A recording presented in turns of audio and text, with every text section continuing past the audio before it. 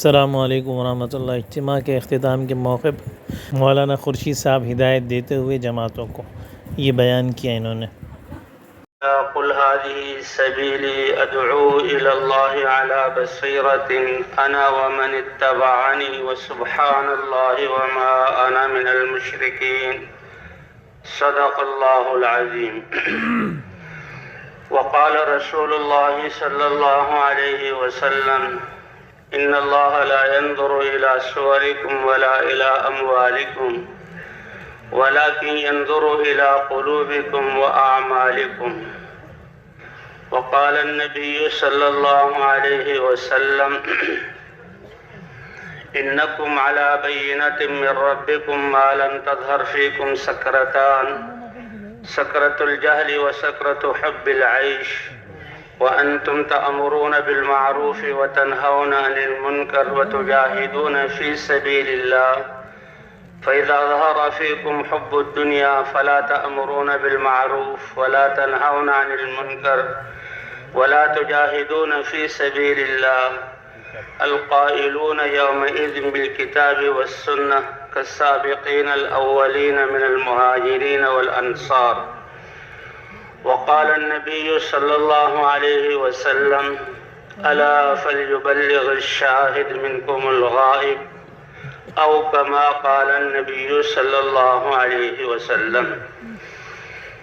میرے محترم دوستوں اور بھائیوں، اللہ نے اس کائنات میں ہمیں اپنے فضل اور احسان سے سب سے عظیم انسان عطا بنایا، وہ مخلوق بنایا جس کو اللہ نے سب سے بڑا مقصد دیا اور سب سے اہم چیز کے لیے پیدا کیا، اور وہ اللہ کی عبادت ہے۔ آسمان اور زمین اور باقی ساری کائنات، انسان اور جنات کے علاوہ، ان کے بارے میں اللہ فرماتے ہیں اے انسانوں، آسمان اور زمین اور جو کچھ اس میں ہے سب کا سب ہم نے تمہاری خدمت کے لیے پیدا کیا، تمہارے لیے مسخر کیا، تمہارے کام میں یہ سب لگے ہوئے۔ لیکن انسان اور جنات کو پیدا کرنے کا مقصد اللہ کی عبادت، جو سب سے بڑا اعزاز ہے۔ عبادت کیا ہے؟ کہ اللہ کے احکام، اللہ کی چاہت، اللہ کے پسندیدہ اعمال کو کرنا اور ناپسندیدہ باتوں سے بچانا، یہ عبادت سب سے بڑا اعزاز ہے جو اللہ نے انسانوں کو عطا فرمایا۔ اور اللہ نے انسانوں کو یہ زندگی امانت دی ہے، نہ کوئی اپنی مرضی سے یہاں آیا ہے، نہ کوئی اپنی مرضی سے جا سکتا ہے۔ اللہ نے انسان کو اختیار دیا، کائنات کی مخلوقات میں سے کوئی مخلوق بھی اللہ کے حکم کی نافرمانی نہیں کر سکتی۔ ان کو اتنا احساس اور شعور اللہ نے دیا ہے کہ وہ اللہ کی فرما برداری میں لگے ہوئے، کہ اتیا طوعا او کرہا قالتا اتینا طائعین۔ یہ آسمان اور زمین، اس کی ساری کائنات اور مخلوقات خوشی خوشی اپنے رب کا حکم مانو گے یا طاقت اور زور سے منوایا جائے؟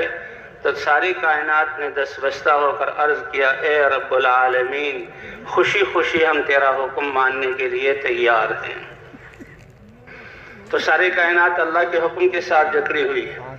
کوئی کائنات اللہ میں سے کوئی مخلوق اللہ کی نافرمانی کرے، اللہ اس کو ختم فرما دے۔ تو اسی طرح اللہ نے انسانوں کو اپنی عبادت کے لیے پیدا کیا۔ عبادت یہ بہت بڑی چیز ہے، اس لیے کہتے ہیں کہ کامیابی کا سب سے آسان اور مختصر طریقہ اللہ کے احکام پر چل کر زندگی گزارنا ہے۔ یہ زندگی ہی کتنی مختصر دی۔ یہ آسمان کب سے اللہ کے حکم کے پابند ہیں، اللہ نے ان کو کھڑا کیا ہوا ہے۔ فرشتے کب سے اللہ کی عبادت میں لگے ہوئے ہیں۔ انسان کی تاریخ تو آدم علیہ السلام سے شروع ہوئی، اور ہر انسان کی زندگی کتنی مختصر ہے۔ اللہ کے رسول صلی اللہ علیہ وسلم نے فرمایا اعمار امتی ما بین 60 و 70، میری امت کی عمریں تو ہیں ہی 60-70 سال کی۔ وَأَقَلُّهُمْ مَن يَتَجَاوَزْ، کچھ لوگ ایسے ہوں گے جو اس سے بھی تجاوز کر جائیں گے۔ 80 70 90 100 سال 120 سال یہ اللہ عمر دیں گے، لیکن کتنی مختصر زندگی ہے۔ 14-15 سال تو یہ بچپن کے گزر گئے اور 6-7 گھنٹے انسان کے سونے کے ہیں، پھر انسان اپنی ضروریات میں بھی لگتا ہے۔ کتنی مختصر زندگی ہے لیکن کتنی اہم ہے، اور اللہ نے کتنا بڑا فریضہ دیا کہ کامیابی کا آسان طریقہ اللہ کے اعمال والی احکام والی زندگی کو اپنانا ہے، اللہ کے حکم کو ماننا۔ وما خلقت الجن والانس الا ليعبدون ما اريد منهم من رزق وما اريد ان يطعمون ان اللہ هو الرزاق ذو القوة المتین۔ انسانوں اور جنات کو صرف اور صرف اللہ فرماتے ہیں اپنی عبادت، جس کی ابتدا اللہ کی معرفت سے ہے، کہ انسان یہ پہچانے کہ اللہ میرے خالق ہیں، اللہ میرے مالک ہیں، وہی عبادت کے لائق ہیں، وہی معبود برحق ہیں، اسی کے ہاتھ میں سب کچھ ہے۔ یہ معرفت اور پھر اللہ کی عبادت والی یہ زندگی، تو تھوڑا سا عرصہ اللہ نے عبادت کے لیے دیا، اور پھر دنیا میں بھی کامیابی اور آخرت میں بھی کامیابی۔ اللہ بھی انسان کو کامیاب کرنا چاہتے ہیں، کامیابی ہی کے لیے پیدا کیا۔ انسان بھی اپنی عقل کی وجہ سے کامیابی چاہتا ہے، لیکن کامیابی ملے گی کس کو؟ جس کا راستہ صحیح ہوگا، جس کی محنت صحیح ہوگی، جس کا رخ صحیح ہوگا۔ دنیا کی محنتوں میں بھی غلط محنت کرنے والے اپنے سرمایے کو، قوت کو، زندگی کے لمحے کو ضائع کرتے ہیں، نقصان اٹھاتے ہیں۔ پھر دین کے اعتبار سے قُلْ هَلْ نُنَبِّئُكُمْ بِالْأَخْسَرِينَ أَعْمَالًا الَّذِينَ ضَلَّ سَعْيُهُمْ فِي الْحَيَاةِ الدُّنْيَا وَهُمْ يَحْسَبُونَ أَنَّهُمْ يُحْسِنُونَ صُنْعًا۔ اللہ فرماتے ہیں میں بتاؤں، آپ ان سے کہہ دیجئے بتاؤں کہ تم میں سب سے زیادہ جہاں کام کرنے کے اعتبار سے نقصان میں کون ہے؟ کہ جنہوں نے محنت تو خوب کی اور بڑے دعوے کرتے رہے کہ ہم بڑے کامیاب جا رہے ہیں اور ہماری اسکیمیں اور کارنامے سب اچھے ہیں، لیکن ان کی محنت کی کوئی حیثیت نہیں۔ ضل سعیہم، دنیا کی ساری محنت عکارت گئی اور ان کو ان کی محنت کا کوئی بدلہ نہ ملا۔ ولا نقیم لہم یوم القیامۃ وزنا، ان کے اعمال کا کوئی وزن قائم نہیں کریں گے۔ ایمان اور لا الہ الا اللہ، ایک انسان قیامت میں حاضر ہوگا، 99 دفتر اس کے گناہوں کے بھرے ہوئے ہوں گے، اور وہ ان دفتروں کو دیکھے گا اور کہے گا ہائے ناکامی۔ اللہ اپنے فضل کا ارادہ فرمائیں گے اور اس کو ایک پرچہ دیا جائے گا جس میں لا الہ الا اللہ یہ لکھا ہوا ہوگا، یہ کلمے والا ہے اور صحیح یقین والا ہے، کہ اس کو تلوا لو۔ اس کو یہ خیال ہوگا کہ یہ پرزہ ان 99 دفتروں کے مقابلے میں کیا فائدہ دے گا، لیکن جب اس لا الہ الا اللہ کو ترازو کے پلڑے میں رکھا جائے گا تو 99 دفتر گناہوں کے وہ اوپر اٹھ جائیں گے اور یہ پلڑا بھاری ہو جائے گا۔ تو اللہ نے یہ مختصر سی زندگی دی ہے، بہت اہم زندگی ہے۔ حضرت مولانا صاحب رحمۃ اللہ علیہ فرماتے تھے کہ دیکھو انسان نماز میں سجدہ کرتا ہے، پہلا سجدہ کرتا ہے اس بات کا استحضار ہو۔ اللہ فرماتے ہیں اے انسانوں، جس زمین کی طرف تم جھک رہے ہو، اپنے ماتھے کو اللہ کی بارگاہ میں ٹیک رہے ہو، اسی زمین سے ہم نے تمہیں پیدا کیا اور اسی کی طرف تمہیں لوٹا دیں گے، اور دوسرے سجدے میں اسی سے تم کو دوبارہ زندہ کریں گے۔ فرمایا 2 سجدوں کے درمیان جو تھوڑی سی زندگی ہے، تھوڑا سا عرصہ ہے، یہ دنیا کی زندگی ہے۔ اس کو اللہ کی چاہت اور اللہ کے دین کے مطابق گزار لیں تو اللہ اس کی آخرت بھی بنا دیتے ہیں اور اللہ اس کی دنیا کو بھی بنائیں گے۔ زندگی کا بننا چیزوں سے نہیں، اعمال سے۔ اس لیے جو دنیا کی نعمتیں اور جو سطح دی ہے اللہ نے انسانوں کو ان کا دائرہ محنت وسیع کرنے کی ضرورت نہیں، بلکہ اس میں اپنے دل کے یقین اور اعمال کو ٹھیک کرنے کی ضرورت ہے۔ اللہ کے ہاں جھونپڑا اور بادشاہ کا شاہی محل سونے چاندی سے بنا ہوا وہ اللہ کے ہاں برابر ہے۔ اس جھونپڑی میں رہنے والا صحیح یقین والا اور اعمال والا ہے، یہ اللہ کو پسندیدہ ہے، کامیاب ہے۔ اور اس محل میں رہنے والا اس کا یقین اور ایمان اگر اعمال صحیح ہیں تو وہ کامیاب ہے۔ اللہ نے کامیابی کو بڑا آسان کیا اور انسان کے لیے میسر کیا کہ انسان اپنے دل کے یقین کو ٹھیک کرے اور اعمال کو ٹھیک کرے تو پھر اس میں دنیا کی جس سطح پر بھی ہے پھر انسان اسی پر قناعت کر کے چاہے جھونپڑے والا اپنے جھونپڑے میں، فقیر اپنے فقر میں کامیاب، زمیندار چھوٹے درجے کا ہے، درمیانے درجے کا ہے، بڑے درجے کا ہے، وہ اپنے زمینداری میں کامیاب، بعض حاکم اپنی حکومت میں کامیاب، اور زمیندار اپنے تاجر اپنی تجارت میں کامیاب، اور وزیر اپنی وزارت میں کامیاب، اس لیے کہ وہ اعمال والا ہے۔ اللہ نے کامیابی کا دار و مدار اعمال پر رکھا ہے۔ ان اللہ لا ينظر الى صورکم، اللہ کو اپنی شکلیں صورتیں نہ دکھاؤ، یہ اللہ نے بنائی ہیں، اس میں تمہارا کوئی اختیار نہیں، اس لیے اللہ تمہاری شکلوں اور صورتوں کو نہیں دیکھتے۔ ولا الى اموالکم، نہ اللہ تمہارے مالوں کو اور اسباب کو دیکھتے ہیں، ولکن ينظر الى قلوبکم، تمہارے دل کو دیکھتے ہیں کہ دل میں یقین کس کا ہے، دل میں محبت کس کی ہے، تأثر کس کا ہے۔ تو سب سے بڑی دولت یقین کی، ذرہ برابر اللہ کی ذات پر ایمان اور یقین لے کر گیا اور اپنی گناہوں کی سزا پا کر جب اس ایمان کی بنیاد پر جہنم سے نکلے گا، اللہ دنیا سے 10 گنا بڑی رقبے والی جنت عطا فرمائیں گے، جس کی زمین جو ہے مٹی کے بجائے جو ہے مشک کی ہوگی، اور جس کا گھاس یہ گھاس پھوس کے بجائے زعفران کا ہوگا۔ تو اس لیے اللہ تعالیٰ تمہاری شکلوں کو نہیں دیکھتے، تمہارے یہ مالوں کو نہیں دیکھتے، ان اسباب کو نہیں دیکھتے، اس میں تمہارا کوئی اختیار نہیں، لیکن اللہ تمہارے دلوں کو اور جسم سے نکلنے والے اعمال کو دیکھتے ہیں۔ یہ مختصر سی زندگی جو بچپن کے علاوہ اور سونے کے علاوہ تھوڑی سی زندگی ہے، اس زندگی کو ہم اعمال والا بنانے تو یہ انسان کامیاب ہے۔ اسی کے لیے حضرات انبیاء کرام سب سے پہلے لا الہ الا اللہ کی دعوت کو لے کر آتے اور اس کی دعوت کو لے کر قوم میں پھرتے۔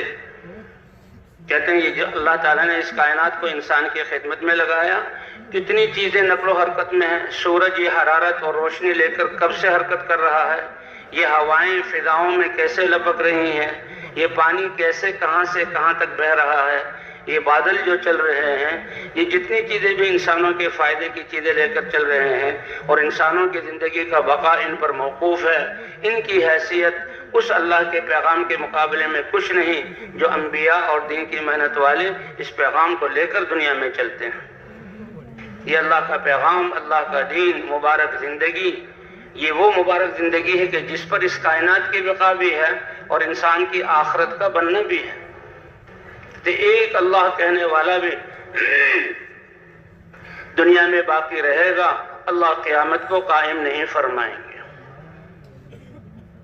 سور والے فرشتے نے سور کو منہ میں لیا ہوا اور اپنے کان کو اللہ کے امر کی طرف لگایا ہوا، کب اللہ کا حکم ہو۔ اس لیے حضور نے فرمایا میں دنیا کی زندگی میں کو خوشگوار بنانے کی کیسے کوشش کروں اور یہاں مزے والی زندگی گزارنے کی کیسے محنت کروں، جبکہ میرے سامنے ہے کہ سور والے فرشتے نے سور کو منہ میں لیا ہوا ہے، اللہ کے حکم کی طرف جہاں اس کے کان لگے ہوئے ہیں۔ جب ایک اللہ کہنے والا یہ ختم ہو جائے گا پھر اللہ دنیا کی بساط کو لپیٹ دیں گے، اس کو حکم فرمائیں گے اور سور کے پھونکنے سے ساری دنیا کو ختم کر دیں گے اور دوبارہ سور پھونکنے سے پھر انسانوں کو زندہ کیا جائے گا۔ یہ اللہ کا امر ہے۔ اس لیے اللہ نے حضرات انبیاء کرام کو بھیجا۔ انبیاء کرام اللہ کے پیغام کو لے کر انسانوں کی طرف اترتے تھے اور اپنے قوموں کی طرف آتے تھے۔ یہ سارے انسان چیزوں کے بنانے کی محنت کر رہے ہیں اور چیزوں کے بننے میں کامیابی نہیں جب تک کہ ان کو استعمال کرنے والا انسان صحیح نہ ہو۔ اور انسانوں کے بننے کی محنت یہ چیز زراعت سے اور جہاں وزارت اور حکومت اور تجارت سے نہیں، انسانوں کی بننے کی جو محنت ہے وہ دعوت والی ہے۔ حضرات انبیاء کرام اپنی اپنی قوموں کے ہمدرد اور خیر خواہ بن کر اللہ کا یہ پیغام لے کر اترتے تھے۔ تو اس پیغام کو لے کر چلنا یہ سب سے بڑی عظیم نقل و حرکت ہے اس کائنات کی، اسی پر ساری کائنات کی بقا ہے۔ جسے مادی اعتبار سے لوگ سمجھتے ہیں سورج نکل رہا ہے، ہوائیں چل رہی ہیں، پانی بہہ رہا ہے، دنیا کا نظام چل رہا ہے، لیکن حقیقت میں جب تک اللہ کا دین ہے اور دین کی حرکت کو لے کر چلنے والے ان کی حرکت موجود ہے، اس پر دنیا کی بھی بقا ہے اور آخرت کی بھی کامیابی ہے۔ اللہ پہلے اس ایمان اور اعمال پر انسان کی آخرت کو بناتے ہیں اور اسی کا برتاؤ اور اثر دنیا میں بھی اللہ اطمینان اور عزت اور پاکیزہ اطمینان والی زندگی عطا فرماتے ہیں۔ کامیابی کا تعلق اسباب اور اموال اور شکلوں سے نہیں ہے، کامیابی کا تعلق دل کے اطمینان سے ہے، اور کامیابی کا تعلق اعمال کے درست ہونے اور اللہ کے راضی ہو جانے سے ہے۔ حضور صلی اللہ علیہ وسلم جب اس دعوت کو لے کر آئے، فرمایا لا الہ الا اللہ کہہ دو، کامیاب ہو جاؤ گے۔ عربی کا لفظ ہے فلاح تفلحو۔ مؤذن بھی کہتا ہے آؤ نماز کی طرف، حی علی الصلاح حی علی الفلاح، کامیابی کی طرف آ جاؤ۔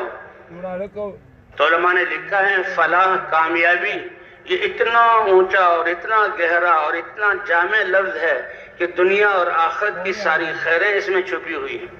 اب اللہ کے رسول عربوں کو کہہ رہے ہیں کہ لا الہ الا اللہ کہہ دو تو فلاح پا جاؤ گے، کامیاب ہو جاؤ گے۔ حضرت بلال رضی اللہ تعالیٰ عنہ نے اس کلمے کو پڑھا اور کلمے کو پڑھ کر اس کی دعوت شروع کی۔ حضرت خباب رضی اللہ تعالیٰ عنہ نے اس کلمے کو پڑھا، کلمے کی دعوت شروع کی۔ حضرت ابوبکر صدیق اس کلمے کو پڑھنے کے بعد کلمے کی دعوت دے رہے ہیں، لیکن ان کلمے کی دعوت پر حضرت بلال پر جو مصیبتوں کے پہاڑ ٹوٹے، مشقتوں کے جو ہے پہاڑ ٹوٹے، اس پر حضرت بلال رضی اللہ تعالیٰ عنہ کو ذرہ برابر تردد اور شک نہیں ہے۔ یہ آ کر شکایت نہیں کی کہ اے اللہ کے رسول آپ نے تو کامیابی کا وعدہ کیا تھا اور یہ ہمیں یاد دلایا تھا اور ہمیں تکلیفیں ہو رہی ہیں، بلکہ بلال کو یہ یقین ہے کہ میں کامیاب ہوں۔ کیوں؟ اس لیے کہ یہ سب کچھ جو تکلیفیں پیش آ رہی ہیں یہ اللہ کے امر کی وجہ سے، اللہ کے امر کے لیے ہماری جان کا لگنا، ہمارے مال کا لگنا، ہمارے جذبات کا قربان ہونا، یہ ہے کامیابی۔ جی اسی لیے لا الہ الا اللہ جو کلمہ ہے یہ کلمہ یقین ہے، کلمہ معرفت ہے، کلمہ تقویٰ ہے۔ اس کی سب سے پہلا اس کا مطالبہ تقاضا کہ ہمارے جذبات بدل جائیں، ہم اپنے آپ کو اللہ کا بندہ سمجھ کر اللہ پر جان دینا آ جائے۔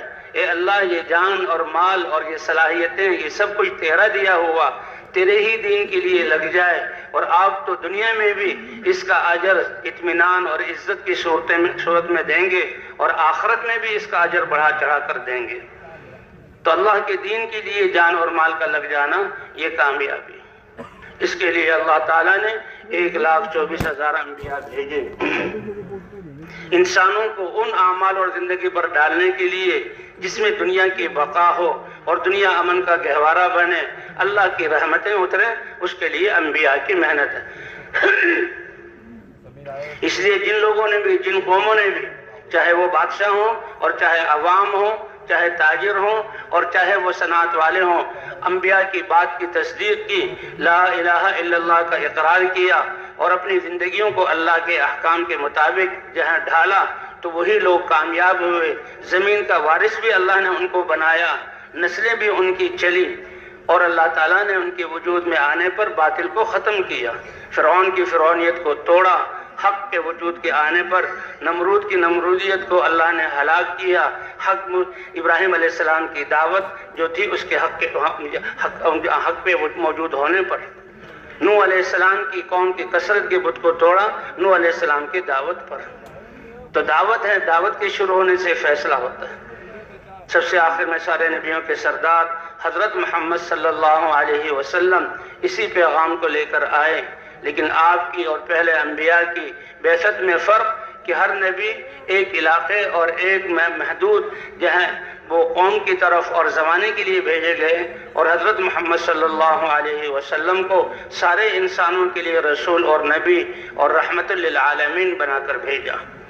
تبارک الذی نزل الفرقان علی عبدہ لیکون للعالمین نذیرا، بابرکت ہے وہ ذات جس نے حق کو بیان کرنے والی، فرق کرنے والی کتاب اپنے بندے پر اتاری تاکہ سارے عالموں کو وہ اللہ کے عذاب سے ڈرانے والا ہو۔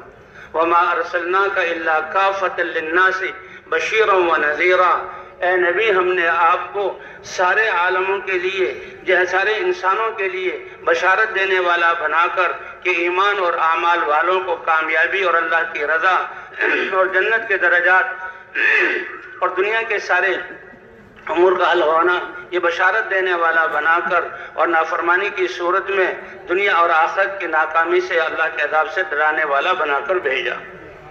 وما ارسلناک الا رحمت للعالمین، سارے عالموں کے لیے رحمت بن کر آئے، اور آپ صلی اللہ علیہ وسلم نے اس دعوت کو شروع کیا، اور آپ صلی اللہ علیہ وسلم کی بعثت پر نبوت کو اللہ نے مہر لگا دی۔ آپ خاتم النبیین ہیں، آپ کے بعد کوئی نبی نہیں آئے گا، اس لیے فرمایا انا خاتم النبیین لا نبی بعدی، میں خاتم النبیین ہوں، میرے بعد کوئی نبی نہیں، وانتم آخر الامم ولا امت بعدکم، تم آخری امت ہو اور تمہارے بعد کوئی امت نہیں۔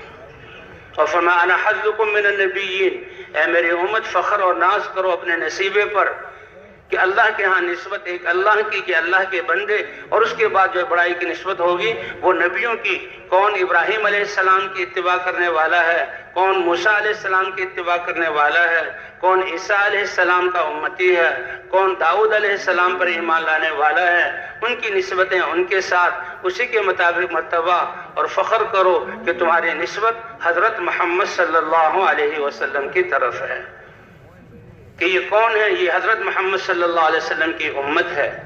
اللہ کو یہ امت پسند و محبوب ہے، اس امت کے تذکرے پہلی کتابوں میں بھی کیے، اور اس امت کا تذکرہ قرآن پاک میں بھی، کنتم خیر امت، تم بہترین امت ہو، یہ اللہ نے تشکیل کی، اور اللہ نے اس کو پسند کیا، اور اللہ نے اس کو دنیا میں بھیجا، اس لیے کہ تم اے امت محمدیہ سارے انسانوں کے لیے نکالے گئے ہو۔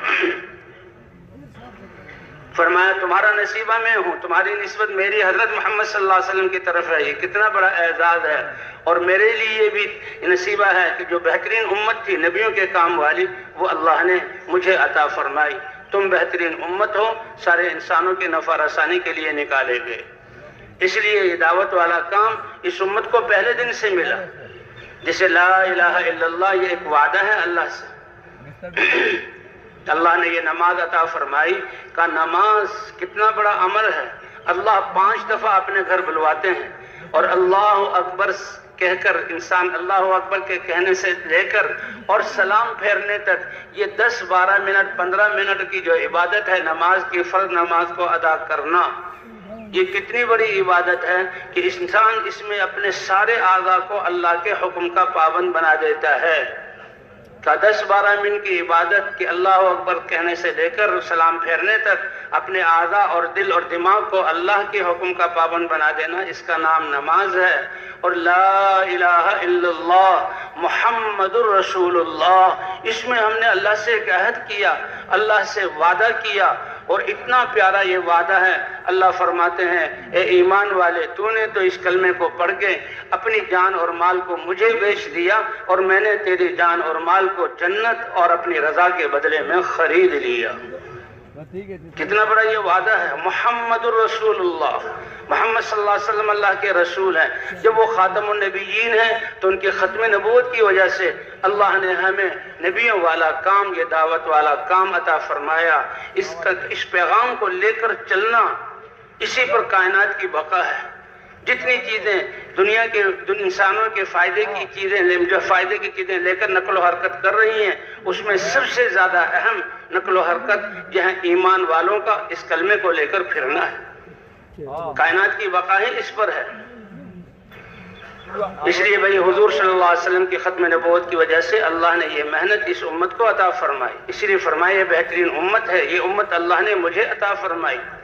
اور حضور صلی اللہ علیہ وسلم کو حکم دیا جا رہا ہے، اے نبی آپ کہہ دیجئے ہذہ سبیلی، میری زندگی کا راستہ، پوری زندگی کو راستے سے تعبیر کیا، اور راستہ بتلاتا ہے کہ اس پر جو شخص چل رہا ہے وہ مسافر ہے، اس کی منزل تو آگے ہے، تو منزل ہماری اللہ کی رضا کو پا لینا اور آخرت ہے۔ تو اللہ اپنے نبی کو حکم دے رہے ہیں کہ آپ کی زندگی ایک راستہ ہے، اور کام اس میں کیا کرنا ہے، ادعو الی اللہ، اللہ کی طرف بلاتا ہوں بصیرت کے ساتھ، اللہ کی پہچان کرواتا ہوں، اللہ کی ذات پر ایمان، اللہ کی ذات پر یقین، اور اللہ کے احکام کو ماننا، دین پر چلنا، اس کی دعوت دیتا ہوں۔ اور جنت یہ صرف دعوت، سب چیزیں دعوت الی اللہ میں ہیں، بصیرت کے ساتھ یہ میری زندگی کا مقصد اور راستہ ہے۔ اور جس نے بھی لا الہ الا اللہ محمد الرسول اللہ کہہ دیا، اس کی بھی زندگی کا راستہ ہے۔ کتنا بڑا اعزاز ہے، اور کس جگہ، کس صورت کے ساتھ اللہ نے یہ اعزاز ہمیں دیا۔ اس لیے بھائی یہ جو ہے تبلیغ والا کام یہ کوئی جو ہے جماعت نہیں ہے، یہ کوئی پارٹی نہیں ہے، یہ تو ہر مسلمان کا کام ہے۔ ہم سب اس محنت والے ہیں، اور یہاں آنا بیٹھنا اور یہ صبح سے شام تک اعمال میں شریک ہونا سننا اسی لیے ہے کہ ہمیں اپنی زندگی کا مقصد پتہ لگ جائے اور ہم دل سے نیت کر لیں، اے اللہ ہم تو تیری طرف بلانے والے، تیرے دین کی طرف بلانے والے، اور تیرے نبی کی سنت اور زندگی کی طرف، کام کی طرف بلانے والے۔ اس لیے چاہے گھروں کو واپس جا رہے ہیں تو ہم سب اسی کام والے ہیں، اور جو اللہ کے راستے میں نکل رہے ہیں وہ تو بہت خوش نصیب ہیں، وہ بھی اس پیغام کو لے کر جا رہے ہیں۔ تو بھائی سب اس کے لیے تیار ہیں نا انشاءاللہ؟ ہاں، اللہ کی طرف سے اللہ کا معاملہ نیتوں سے شروع ہوتا ہے۔ لوگوں کو کہو کہ میں نے یہ نیت کی ہے، کوئی اعتبار نہیں، وہ تو اچھی طرح کام لے کر، خون نچوڑ کر، پسینہ بہا کر، تھکا کر، پھر اپنی حیثیت کے مطابق اجر دے دیتے ہیں، اور اللہ کے ہاں معاملہ نیتوں کے بدلنے سے شروع ہو جاتا ہے۔ اے اللہ ہم تیرے نبی کی امت میں ہیں، اے اللہ ہم نے نیت کی کہ ابقیہ زندگی کا ہر سانس تیرے دین کو زندہ کرنے میں اور تیری نبی کی محنت کو کرتے ہوئے امت اور انسانیت کو اس پر لانے میں، اے اللہ یہ ہماری زندگی کا مقصد ہے۔ ہم نے یہ نیت کی تو اللہ کے ہاں ہماری حیثیت بدل جائے گی، پھر اللہ کی نظر ہماری طرف اسی حیثیت سے ہوگی، اسی کے مطابق اللہ تعالیٰ تربیت فرمائیں گے۔ ذمہ داری اللہ نے دی ہے کہ تم ساری انسانیت کے لیے نکالے گئے ہو، اور جتنی بڑی ذمہ داری کا احساس ہوگا، قدم اٹھائیں گے، اللہ کی مدد ہوگی، کام اللہ کی مدد سے چلے گا، اور اللہ کی مدد کے اترنے والے اعمال وہ حضور صلی اللہ علیہ وسلم والی نیت اور اعمال ہیں۔ اس لیے جو گھروں کو جا رہے ہیں وہ بھی اے اللہ پچھلی زندگی جو خواہشات کے پورا کرنے میں گزری، اور دنیا جس کو آپ نے فنا کرنے کے لیے بنایا اس کو بنانے میں گزری، زندگی کے لمحات ضائع ہوئے، اے اللہ اس کو معاف فرما دے، اور آئندے کی زندگی کا ہر سانس اور ہر لمحہ اے اللہ نبی کی محنت کو زندگی کا مقصد بنا کر کرنے کی توفیق عطا فرما دے۔ سب یہ نیت کریں بھائی، ہم سب اسی کام والے۔ اللہ نے اس امت کے مردوں کو بھی یہ ذمہ داری عطا فرمائی اور عورتوں کو بھی عطا فرمائی۔ حضور صلی اللہ علیہ وسلم دعوت دے رہے ہیں تو جو بھی جہاں عربوں میں سے مرد ہو یا عورت جو اس کلمے کو قبول کرتا ہے فوراً اس کلمے کی دعوت شروع کر دیتا ہے۔ حضرت ام شریک رضی اللہ تعالی عنہ یہ تو ایک دیہات سے آئیں، حضور صلی اللہ علیہ وسلم کے پاس آپ سے ملاقات ہوئی، آپ کی بات کو سنا، اللہ نے سعادت جہاں لکھی تھی فوراً کلمہ پڑھا، اور کلمہ پڑھتے ہی حالانکہ دیہات کی عورت ہے اور مکے کا ماحول کہ جہاں مسلمانوں پر جہاں مصیبتوں کے پہاڑ توڑ رہے ہیں اور مکے کے سردار ان کو تکلیفیں پہنچا رہے ہیں، لیکن لا الہ الا اللہ ایسے صدق کے دل سے پڑھتے تھے کہ دنیا کا تأثر بالکل ختم ہو جاتا تھا، اور دنیا کی جو جسم پر پیش آنے والے حالات اس کا تأثر ختم ہو جاتا، اور انسانیت کی ہمدردی آتی۔ یہ عورت اب جہاں وہاں انہیں سرداروں کے گھروں میں جا کر ان کی عورتوں اور بچوں کو دعوت دے رہی کہ دیکھو لا الہ الا اللہ پڑھ لو، کامیاب ہو جاؤ گے۔ اب ان کو پتہ لگا، بڑے غصے میں آئے اور کہا کہ یہ باہر کی اجنبی عورت ہے، اس لیے مہمان ہونے کی وجہ سے ہم اس کو جو کچھ کرنا چاہتے ہیں نہیں کرتے، البتہ اب یہ یہاں رہ نہیں سکتے۔ نوجوانوں کی جماعت کو تیار کیا کہ اس کو باندھو اور اس کے ہودج میں ڈال کر اس کے وطن پہنچا دو، اور کوئی اس کے کھانے پینے کے خیال کرنے کی ضرورت نہیں۔ فرماتی ہیں ایسا ہی معاملہ کیا، سفر میں لے کر چلتے رہے، جب سورج آگ برساتا تو پھر یہ لوگ اپنی غاروں میں سائے میں چلے جاتے، کھاتے پیتے، مجھے پتھروں پہ ڈال دیتے۔ ایک آخری ایسا وقت آ گیا کہ دنیا میرے سامنے اندھیرے والی ہو گئی، جی ہاں، اور بھوک کی آخری کیفیت کا اسی وقت آسمان سے ایک ڈول آیا اور میرے سینے پر ٹکا اور جھکا، میں نے وہ پانی پیا۔ کہتے ایسا زبردست پانی تھا کہ ایسا پانی کبھی پیا ہی نہیں میں نے۔ اس پانی کے پینے سے میری پیاس بھی دور ہو گئی، میری بھوک بھی دور ہو گئی، چہرے کی جھریاں بھی ختم ہو گئی، اور کمزوری اور آنکھوں میں بینائی میں کمی آئی تو وہ پوری ہو گئی۔ حتیٰ کہ جب وہ اٹھانے آئے تو میرے چہرے کو دیکھ کر حیران ہو گئے کہ تمہارے چہرے پر یہ رونق کہیں سے تم نے چوری کر کے تو نہیں کھا پی لیا؟ کہا میرے ہاتھ بندھے ہوئے ہیں۔ کہا پھر یہ کیا ہوا؟ پھر قصہ بتایا کہ رب العالمین نے مجھے ایسا پانی پلایا۔ اب جب انہوں نے اس پانی کے چھینٹے سینے پر دیکھے تو سب کے بے اختیار ان کی زبان سے نکلا کہ واقعی یہ محمد صلی اللہ علیہ وسلم کہہ رہے ہیں لا الہ الا اللہ، وہ سچ ہے، کرنے والی ذات اللہ کی ہے۔ اس لیے اللہ نے یہ محنت ہر مرد اور عورت کو دی ہے، یہ ہر کلمہ گو کو دی ہے۔ اس امت کا بچہ وہ ساری انسانیت کا ذمہ دار، ساری امت، ساری ایک فرد کی ذمہ دار۔ یہ کوئی جماعت نہیں ہے بلکہ یہ تو پوری امت کا کام ہے۔ اور فرمایا لوگوں نے اس کا، حضرت الیاس صاحب رحمۃ اللہ علیہ، لوگوں نے اس کا نام تبلیغی جماعت رکھ دیا۔ تبلیغ تو وہ لوگ کرتے ہیں کہ جن کی زندگی میں اللہ کے احکام زندہ ہوں اور وہ لے کر نکلیں۔ یہ تو اگر میں اس کا کوئی نام رکھوں، ایمان کی تحریک ہے کہ وہ ایمان جو خواہشات اور رسم و رواج کی راکھ میں دب گیا اور مسلمان دین سے غافل ہو گیا، اس کی نقل و حرکت کے ذریعے اس راکھ کو ہٹا کر اور اس میں ایمان کی پھونک مار کر اس کو شعلے والا بنانا، تاکہ انسان کے لیے اللہ کے احکام کو ماننا آسان ہو جائے۔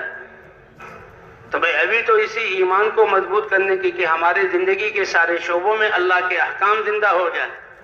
صحابہ کرام رضوان اللہ علیہ اجمعین جب میدانوں میں اترتے تو کہتے تھے ہمارے جیسی زندگی اختیار کر لو۔ اس لیے بھائی ہم نے پوری زندگی کے شعبوں کو بدلنا ہے، اللہ کے احکام کو زندہ کرنا ہے، اور اس پیغام کو لے کر پوری دنیا کی نیت کر کے ہم نے پوری دنیا میں جانا ہے۔ اس لیے جو اپنے گھروں کو جا رہے ہیں وہ بھی اس محنت کی نیت کر کے اپنے آپ کو اس محنت والا سمجھ کر جو ہے اپنے گھروں کو جائیں۔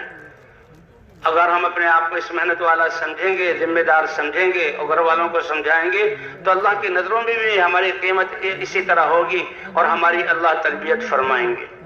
اس لیے کہتے ہیں ہر مسلمان نبی کی محنت والا ہو جائے۔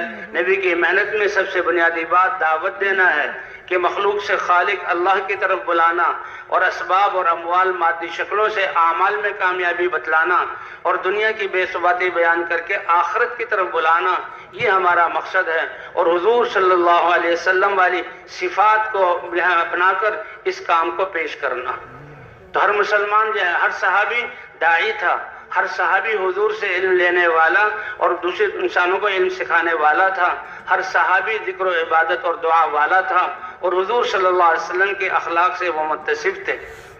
تو ہر مسلمان ان اعمال والا بن جائے، اس کے لیے ہم نے اپنی مسجدوں گھروں کے ماحولوں کو بنانا ہوگا کہ دین کا سیکھنا، دین پر عمل کرنا، دین کے لیے قربانی دینا، جان دینا، یہ ماحول سے آسان ہو جائے گا۔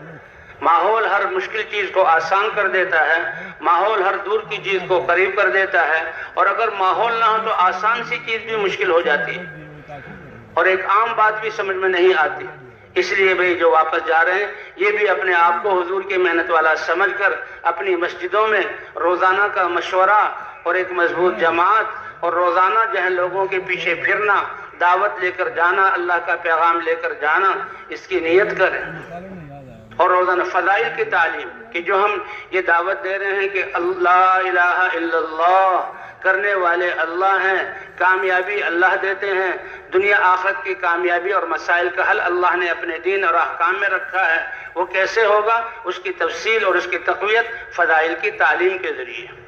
یہ فضائل کی تعلیم ایسا طاقتور امر ہے کہ اللہ کے قرآن میں وہ آیات جس میں اللہ نے دنیا آخرت کو بنانے کا، مسائل کے حل کرنے کا اعمال پہ وعدہ کیا ہے، ان آیات کو پڑھنا، سننا، اور احادیث حضور صلی اللہ علیہ وسلم کی فضائل کی تعلیم کے جو وعدے ہیں ان احادیث کو سننا۔ یہ تعلیم کا حلقہ سیکھنا سکھانا بہت اہم۔ اللہ فرما رہے اپنے نبی کو حکم دے رہے کہ آپ ان صحابہ کے ساتھ بیٹھیے، وَاصْبِرْ نَفْسَكَ مَعَ الَّذِينَ يَدْعُونَ رَبَّهُمْ، ان صحابہ کے ساتھ آپ بیٹھیے، حالانکہ آپ تو ان کے سردار ہیں۔ اور ایک دفعہ حضور صلی اللہ علیہ وسلم مسجد نبوی میں تشریف لائے، 2 حلقے دیکھے، ایک حلقہ اللہ کا ذکر کر رہا تھا، دوسرا حلقہ سیکھنے سکھانے میں تھا۔ آپ دونوں حلقوں کو دیکھ کر خوش ہوئے اور فرمایا کلاکما علی خیر، تم دونوں خیر پر ہو، ولیکننی بعثت معلما، مجھے معلم بنا کر بھیجا گیا۔ علم کا جو حلقہ تھا حضور صلی اللہ علیہ وسلم اس میں بیٹھ گئے۔ تو بھئی ہر جو ہے مسلمان اللہ جو ہے دعوت والا وہ جو ہے روزانہ جو ہے وہ کیا کہتے ہیں مشورے میں بھی شریک ہو اور فکر ہو کہ پورے عالم میں کیسے ہدایت پھیل جائے، اور اس کے بعد دعوت میں بھی لگے، اور پھر مسجد کی تعلیم بھی ہے، گھر کی تعلیم بھی ہے۔ اسی طرح ہفتے کے 2 گشت کہ اپنے پورے محلے کو دین کی محنت پر کھڑا کرنا اور ان کو یہ سمجھانا، اس کے لیے اپنی مسجد کا گشت ہے، اور آس پاس کی مسجدوں کو جہاں اس کام پر کھڑا کرنے کے لیے یہ بیرونی گشت ہے۔ 3 اعمال روزانہ کے ہیں کہ روزانہ کا مشورے میں بیٹھنا، اور ہم مشورے میں بیٹھیں گے، اپنی فکر اس بات پر لگائیں گے تو اللہ راہیں کھولیں گے اور ہمیں صحیح سمجھ عطا فرمائیں گے، ہماری تربیت کریں گے۔ اور روزانہ کی مسجد کی تعلیم اور گھر کی تعلیم یہ، اور روزانہ لوگوں کے پیچھے پھرنا، لوگوں کے پاس اس کلمے کی دعوت کو دے کر جانا تمام انبیاء کرام کی سنت مشترکہ ہے۔ جب بھی اللہ نے کسی قوم پر احسان کرنے کا ارادہ کیا، نبی کو دعوت دے کر بھیجا۔ نبی کی دعوت سے پہلے والی زندگی بڑی پاکیزہ، اور ان کی اخلاق، ان کی حیا، لوگ ان کی تعریف کرتے تھے، لیکن اس سے کسی کی زندگی بدل جائے ایسا کوئی واقعہ نہیں ہوا۔ باطل کو توڑنے کے لیے تو اے نبی اب میرے پیغام کو لے کر چلو، اور جو ہی دعوت شروع کرتے باطل پورا مقابلے میں آ جاتا۔ اور یہ دعوت والا میدان ایسی تربیت کا کہ یعنی اس میدان میں حضرات انبیاء کرام کی بھی تربیت و ترقی ہوتی ہے، اور ان پر مشقتیں آتی، اور ان مشقتوں کو جھیلنے پر اللہ ہدایت کے فیصلے فرماتے ہیں۔ تو اس لیے بھی روزانہ دعوت دینا بھی ہے، پھرنا بھی ہے، 2 تعلیمیں بھی ہیں، اور یہ مشورہ بھی ہے، اور پھر مقامی گشت کہ ہر گھر تک، ہر فرد تک یہ پیغام پہنچے اور وہ اس محنت والا بنے۔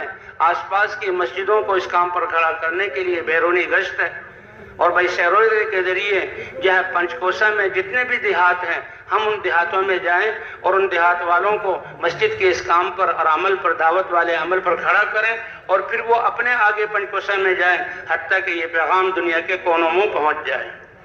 سن 1924 یا 26 میں مولانا الیاس صاحب رحمۃ اللہ علیہ اکیلے نے اس دعوت کو شروع کیا، پوری انسانیت کی نیت کی۔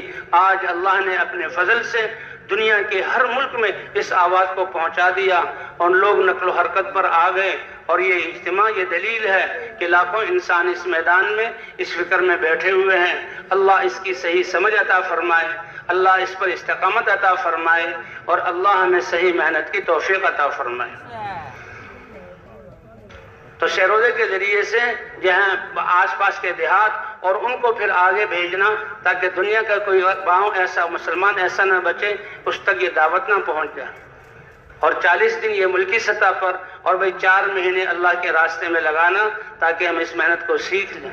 ہمارے گھر بھی جو ہے یہ دعوت کے مرکز ہے، ہر مسلمان مرد اور عورت کو اللہ نے اس کے لیے چنا ہے۔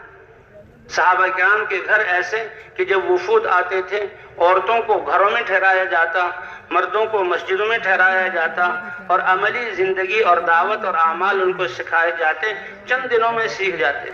ایک دفعہ ایک وفد آیا، آپ نے ایک محلے والوں کے حوالے کیا کہ ان کو سکھاؤ، ہفتہ بھر انہوں نے ان کی تعلیم کی، وہ حضور کی خدمت میں حاضر ہوئے، حضور نے چند سوالات کیے، خوشی ہوئی، پھر دوسرے محلے کے حوالے کیا، انہوں نے ان کو دین سکھایا، میں نے سکھائی، مردوں نے مردوں کو، عورتوں نے عورتوں کو، پھر حضور کی خدمت میں تشریف لائے، حاضر ہوئے تو حضور صلی اللہ علیہ وسلم نے سوالات کیے اور بہت خوش ہوئے کہ یہ تو بڑے باادب اور دین کے سمجھدار اور بڑی صفات والے بن گئے۔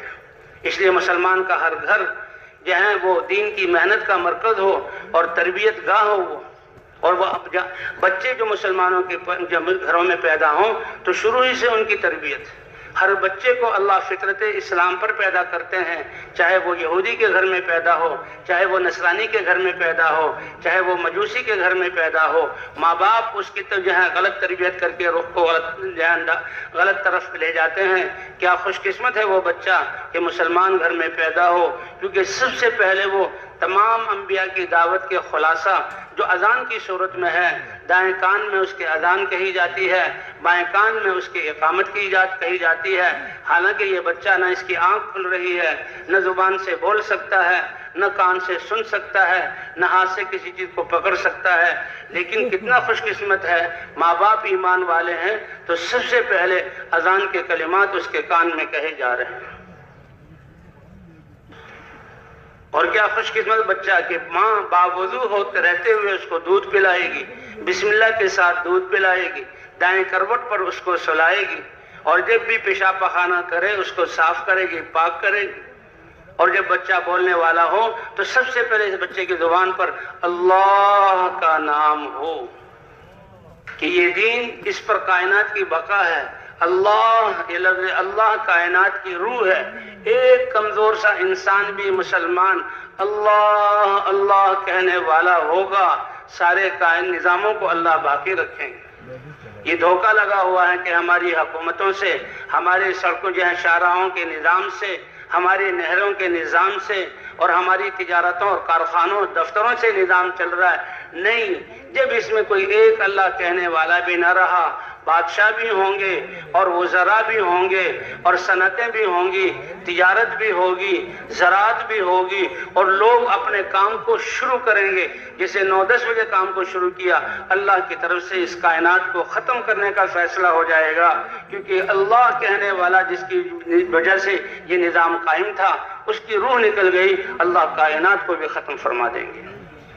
پھر صرف انسان نہیں، انسان مریں گے، جانور مریں گے، سمندروں میں آگ لگے گی، یہ پہاڑ اپنی جگہ سے ہٹ کر روئی کے گالوں کی طرح فضاؤں میں پھیل جائیں گے، سیارے اپنی جگہوں کو چھوڑ کر ٹکرا جائیں گے، سورج اور چاند کی بساط کو لپیٹ دیا جائے گا، اللہ آسمانوں کو بھی توڑ دیں گے، حتیٰ کہ فرشتے بھی ختم ہو جائیں گے۔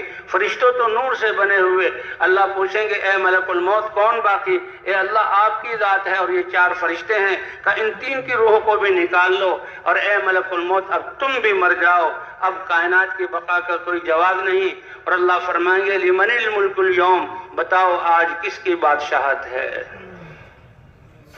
اے لوگو، اللہ کے وعدے سچے ہیں، تمہیں دوبارہ زندہ کیا جائے گا، تمہارے لیے ترازو قائم کیا جائے گا، تمہارے لیے اعمال نامے لکھے ہوئے تمہارے ہاتھوں میں دیے جائیں گے۔ ما لهذا الكتاب لا يغادر صغيرة ولا كبيرة الا احصاها، یہ کیسا اعمال نامہ دے دیا گیا؟ میرے تو ایک ایک آنکھ، اور آنکھ کا دیکھنا، زبان کا بول، کان کا سننا، ہاتھ کی حرکت، پاؤں کے قدموں کا اٹھنا، سارے اس میں لکھے ہوئے ہیں۔ اور یہ کس کے لیے میں نے کیے؟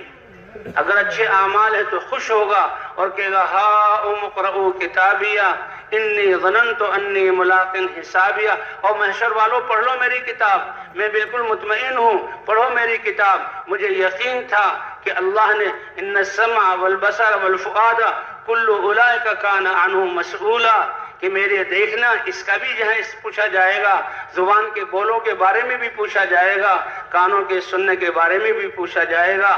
یہ اللہ کی دی ہوئی یہ صلاحیتیں ہیں، اور اللہ کسی چیز سے غافل نہیں ہے۔ تم چند پیسوں کے سکے دے کر جس کو دیتے ہو ایک ایک پائی کا حساب لیتے ہو، اور تم اس کی طرح انسان ہو۔ جس اللہ نے تمہیں یہ جسم دیا، آنکھوں میں دیکھنے کا نور دیا، زبان میں بولنے کی طاقت دی، کانوں میں سننے کی طاقت دی، دماغ سے سوچنے اور یہ اسکیمیں بنانے اور دنیا کو مسخر کرنے کا صلاحیت دی، اور چلنے پھرنے کی، اور سب سے خوبصورت جسم دیا، کائنات کا بادشاہ بنایا، کائنات کو مسخر کیا، وہ بھی تمہاری پوری زندگی اور جوانی کے ایک ایک پل کے بارے میں سوال کرے گا۔ اس لیے بھائی جو واپس جانے والے یہ اپنے مسجدوں میں ماحول کو بنائیں، مسجدیں 24 گھنٹے کھلی ہوں، اعمال سے آباد ہو، اعمال سے آباد ہو، اور عصر سے عشاء یہ تو کوئی مسلمان ایسا نہ ہو جو مسجد سے باہر ہو اور دعوت والے اور مسجد والے اعمال میں لگا ہوا نہ ہو، لوگوں کے پیچھے پھرنا۔ تو گھروں میں بھی، گھروں میں جمائیں، یہ ماں کی گود سب سے پہلا مدرسہ ہے، ماں تربیت کرنے والی۔ اور تربیت کے لیے اللہ تعالیٰ نے جو ذکر کیا کہ دیکھو حاجر علیہ السلام کو ابراہیم علیہ السلام نے اللہ کے حکم پر چھوڑا، کہاں شام کے لہلاتے کھیت اور جہاں پھلوں اور پھولوں والے باغات اور نہروں اور چشموں والی زمین اور پیارا موسم اور آبادی، وہاں سے نکالا اور ہزاروں میل دور ایک ایسی وادی میں جس میں زراعت کا کوئی نام و نشان نہیں، زندگی کے کوئی اسباب نہیں، ایک عورت کو جو جوان ہے اور اس کے دودھ پیتے بچے کو اللہ کے امر پر چھوڑا، تو اصل اللہ کا امر ہے۔ یہ کھیتوں سے، کارخانوں سے، نہروں سے، گھروں سے نظام نہیں چل رہا، بلکہ نظام چلانے والی ذات کون سی ہے؟ اللہ کی ہے، اس کے لیے جھونپڑا بھی نہیں بنایا۔ فرمایا حاجر علیہ السلام کو اتارا اور جو مشکیدہ جس میں پانی تھا، باقی پانی تھا، وہ دے دیا، اور وہ تھیلا جس میں کھجوریں تھی وہ دے دی، بچے کو حوالے کیا، اتر نہیں رہے۔ احساس ہوا کہ یہاں تو معاملہ عجیب ہے، راستے میں جو پڑاؤ ڈالا، اترے تو جیسے گھر میں ہوتے تھے سارا نظام ایسا ہی، اور یہاں بالکل سپاٹ چہرہ، اور پھر اپنی اونٹ کی نکیل کو موڑا۔ تو اب وہ پریشان ہوئی، اے ابراہیم یہ کیا، کہاں چھوڑ رہے ہو، کیوں چھوڑ رہے ہو، کس کے حوالے کر گئے ہو؟ کہ جھونپڑا بھی نہیں بنایا کہ تم نے یہاں ٹھہرنا، وہ تو جاتے ہوئے بتایا۔ بار بار پوچھ رہی ہیں، پھر خود ہی دل میں خیال آیا یہ اللہ کے نبی ہیں، اللہ کے خلیل ہیں، اللہ کی طرف بلانے والے، ان کا ہر امر تو اللہ کے حکم کی بنیاد پر ہے۔ اللہ امرک بہذا، کہ اللہ نے آپ کو حکم دیا کہ میں اس جوان عورت کو آبادیوں سے اور زندگی کے اسباب سے اتنی دور اور ایسی جگہ پر اکیلے چھوڑ کر جاؤ۔ اللہ امرک بہذا، کہ اللہ نے حکم دیا تو سر سے اشارہ کیا اور زبان سے نعم، ہاں اللہ کے عمر پر چھوڑ کر جا رہا ہوں۔ اللہ اکبر، ایسا یقین بنا ہوا تھا، اذن لا یضیعن اللہ، پھر آپ جائیے، آپ کا مجھ کو اللہ کے حکم پر چھوڑنا اور میرا اللہ کے حکم کی بنیاد پر یہاں رہنا، اللہ مجھے اور میرے بچے کو ضائع نہیں کریں گے۔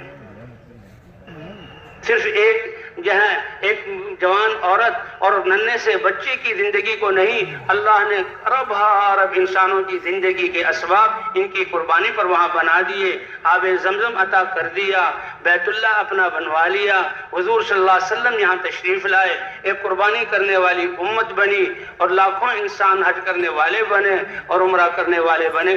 سب کی زندگی اور دنیا اور آخرت کی کامیابی کے اسباب ان کی قربانی پر اللہ نے وہ مہیا کی۔ بھئی اللہ کے امر پر اپنے آپ کو پیش کرنا، اسی میں کامیابی، اسی کا یقین بنانے کے لیے محنت۔ اور 10-12 سال کی عمر میں کوئی گھر نہیں، کوئی کپڑے نہیں، کوئی کھلونے نہیں، کھانے پینے، اس ماں نے کھجوریں اور پانی چند دنوں کے بعد ختم ہوا تو آب زمزم اللہ نے سب چیز کے لیے دے دیا کہ ماء زمزم لما شرب لہ، کہ آب زمزم ایسا دیا کوئی علم والا علم کی نیت سے، بیمار شفا کی نیت سے، اور جہاں بھوک والا بھوک کے جہاں دور ہونے کی نیت سے، اور پیاس والا پیاس کے، جس نیت سے اس آب زمزم کو پی لے گا اللہ وہ اس کی حاجت کو پورا کر دیں گے۔ یہ ان کی اس قربانی پر اللہ نے دیا۔ اور کیسے تربیت کی کہ ابراہیم علیہ السلام جب اس بچے کے بارے میں آئے کہ بھئی اس کو ذبح کرنا ہے، خواب دیکھا، بیوی سے کہا بچے کو تیار کرو، بچے کو لے کر چلے اور پہاڑیوں کے پیچھے لے کر چلے، اور بچے سے کہا کہ میں نے خواب دیکھا ہے، میں اللہ کا نبی ہوں اور یہ اللہ کا امر ہے کہ تمہیں چھری سے ذبح کر رہا ہوں۔ چھری دکھلائی تو فانظر ماذا ترى، تمہاری کیا رائے ہے، میں کیا معاملہ کروں؟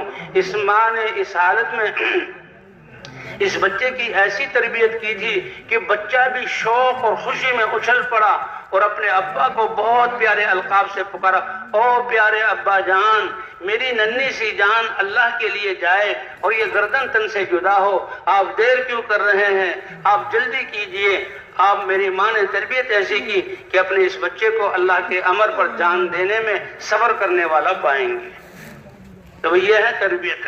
تو گھروں میں بچوں کی تربیت، گھروں میں دین والا ماحول، گھروں میں ہر فرد اپنے آپ کو دعوت والا سمجھے اور لوگوں کے رخوں کو دنیا سے دین کی طرف، تو ان اعمال کو جانے والے اپنے گھروں میں جہاں زندہ کریں گے بھائی انشاءاللہ۔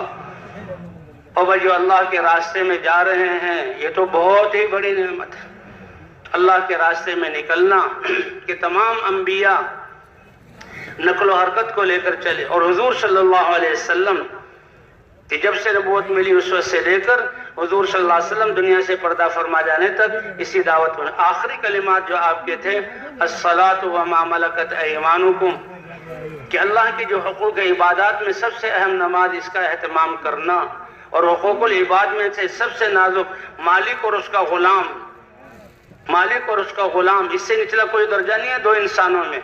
میاں بیوی برابر کے ہیں، ماں باپ یا برابر کے ہیں، آزاد ہیں، لیکن ایک آقا ہے، ایک غلام کا، ان غلاموں کا خیال کرنا۔ اور حضور صلی اللہ علیہ وسلم نے صحابہ کو صفوں میں دیکھا اور اپنی امت کو تو خوش ہوئے، پر آخری نظر تھی جو حضور صلی اللہ علیہ وسلم نے اپنی امت کو دیکھا۔ تو حضور صلی اللہ علیہ وسلم کی ختم نبوت کی وجہ سے یہ کام اس امت کو ملا. ہر صحابی محنت کرنے والا تھا. اللہ کے راستے میں نکلنا یہ سب سے عظیم نعمت ہے جو اللہ نے عطا فرمائی. حضور جب مہاجرین نے ہجرت کی اور حضور صلی اللہ علیہ انصار مدینہ نے نصرت کی اور حضور صلی اللہ علیہ وسلم تشریف لائے تو صحابہ کو 100 سفر حضور صلی اللہ علیہ وسلم نے کروائے. مکہ مکرمہ میں انفرادی دعوت تھی, انفرادی قربانی تھی, انفرادی لوگ ایمان میں آ رہے تھے اور یہی قربانیاں بنیاد بنی. اور مدینہ منورہ میں اجتماعی طور پر یہ نقل و حرکت شروع ہوئی. تو بھئی اللہ کے راستے میں صبح یا ایک شام کا لگا دینا یہ دنیا اور مافیہ سے بہتر ہے. اب یہ ساتھی جو 40 دن کے لیے, 4 مہینے کے لیے, 7 مہینے اور سال کے لیے نکل رہے ہیں, اللہ کا کتنا بڑا احسان ہے اور تربیت کا کتنا بڑا موقع ہے. اللہ کے راستے میں نکلنا, اسی لیے اس امت کو سب سے بہترین امت قرار دیا گیا کہ یہ تو ساری انسانیت کے لیے نکالی گئی ہے اور ان کا کام کیا ہے؟ نیکی کا حکم کرتے ہیں, برائیوں سے روکتے ہیں. تو یہ نقل و حرکت ساری انسانیت کے لیے ہے. اس لیے 2 اس میں بنیادی چیزیں ہیں, ایک نقل و حرکت ہے اور ایک دل کی اجتماعیت ہے, دلوں کا جڑنا. اللہ کی اس امت کی مزاج میں جڑنا ہے. وَاذْكُرُوا نِعْمَةَ اللَّهِ عَلَيْكُمْ إِذْ كُنْتُمْ أَعْدَاءً فَأَلَّفَ بَيْنَ قُلُوبِكُمْ فَأَصْبَحْتُمْ بِنِعْمَتِهِ إِخْوَانًا. اللہ احسان جتلا رہے ہیں کہ دیکھو جب تم دنیا میں اپنے صلاحیتوں کو لگا رہے تھے, دنیا بنانے کی کوشش کر رہے تھے, خواہشات پر چل رہے تھے, تو دشمنیوں نے تمہارے بستیوں میں اور گھروں میں ڈیرے ڈالے ہوئے تھے, خون ریزی ہو رہی تھی, لڑائیاں ہو رہی تھی اور اطمینان نام کی کوئی چیز نہیں تھی.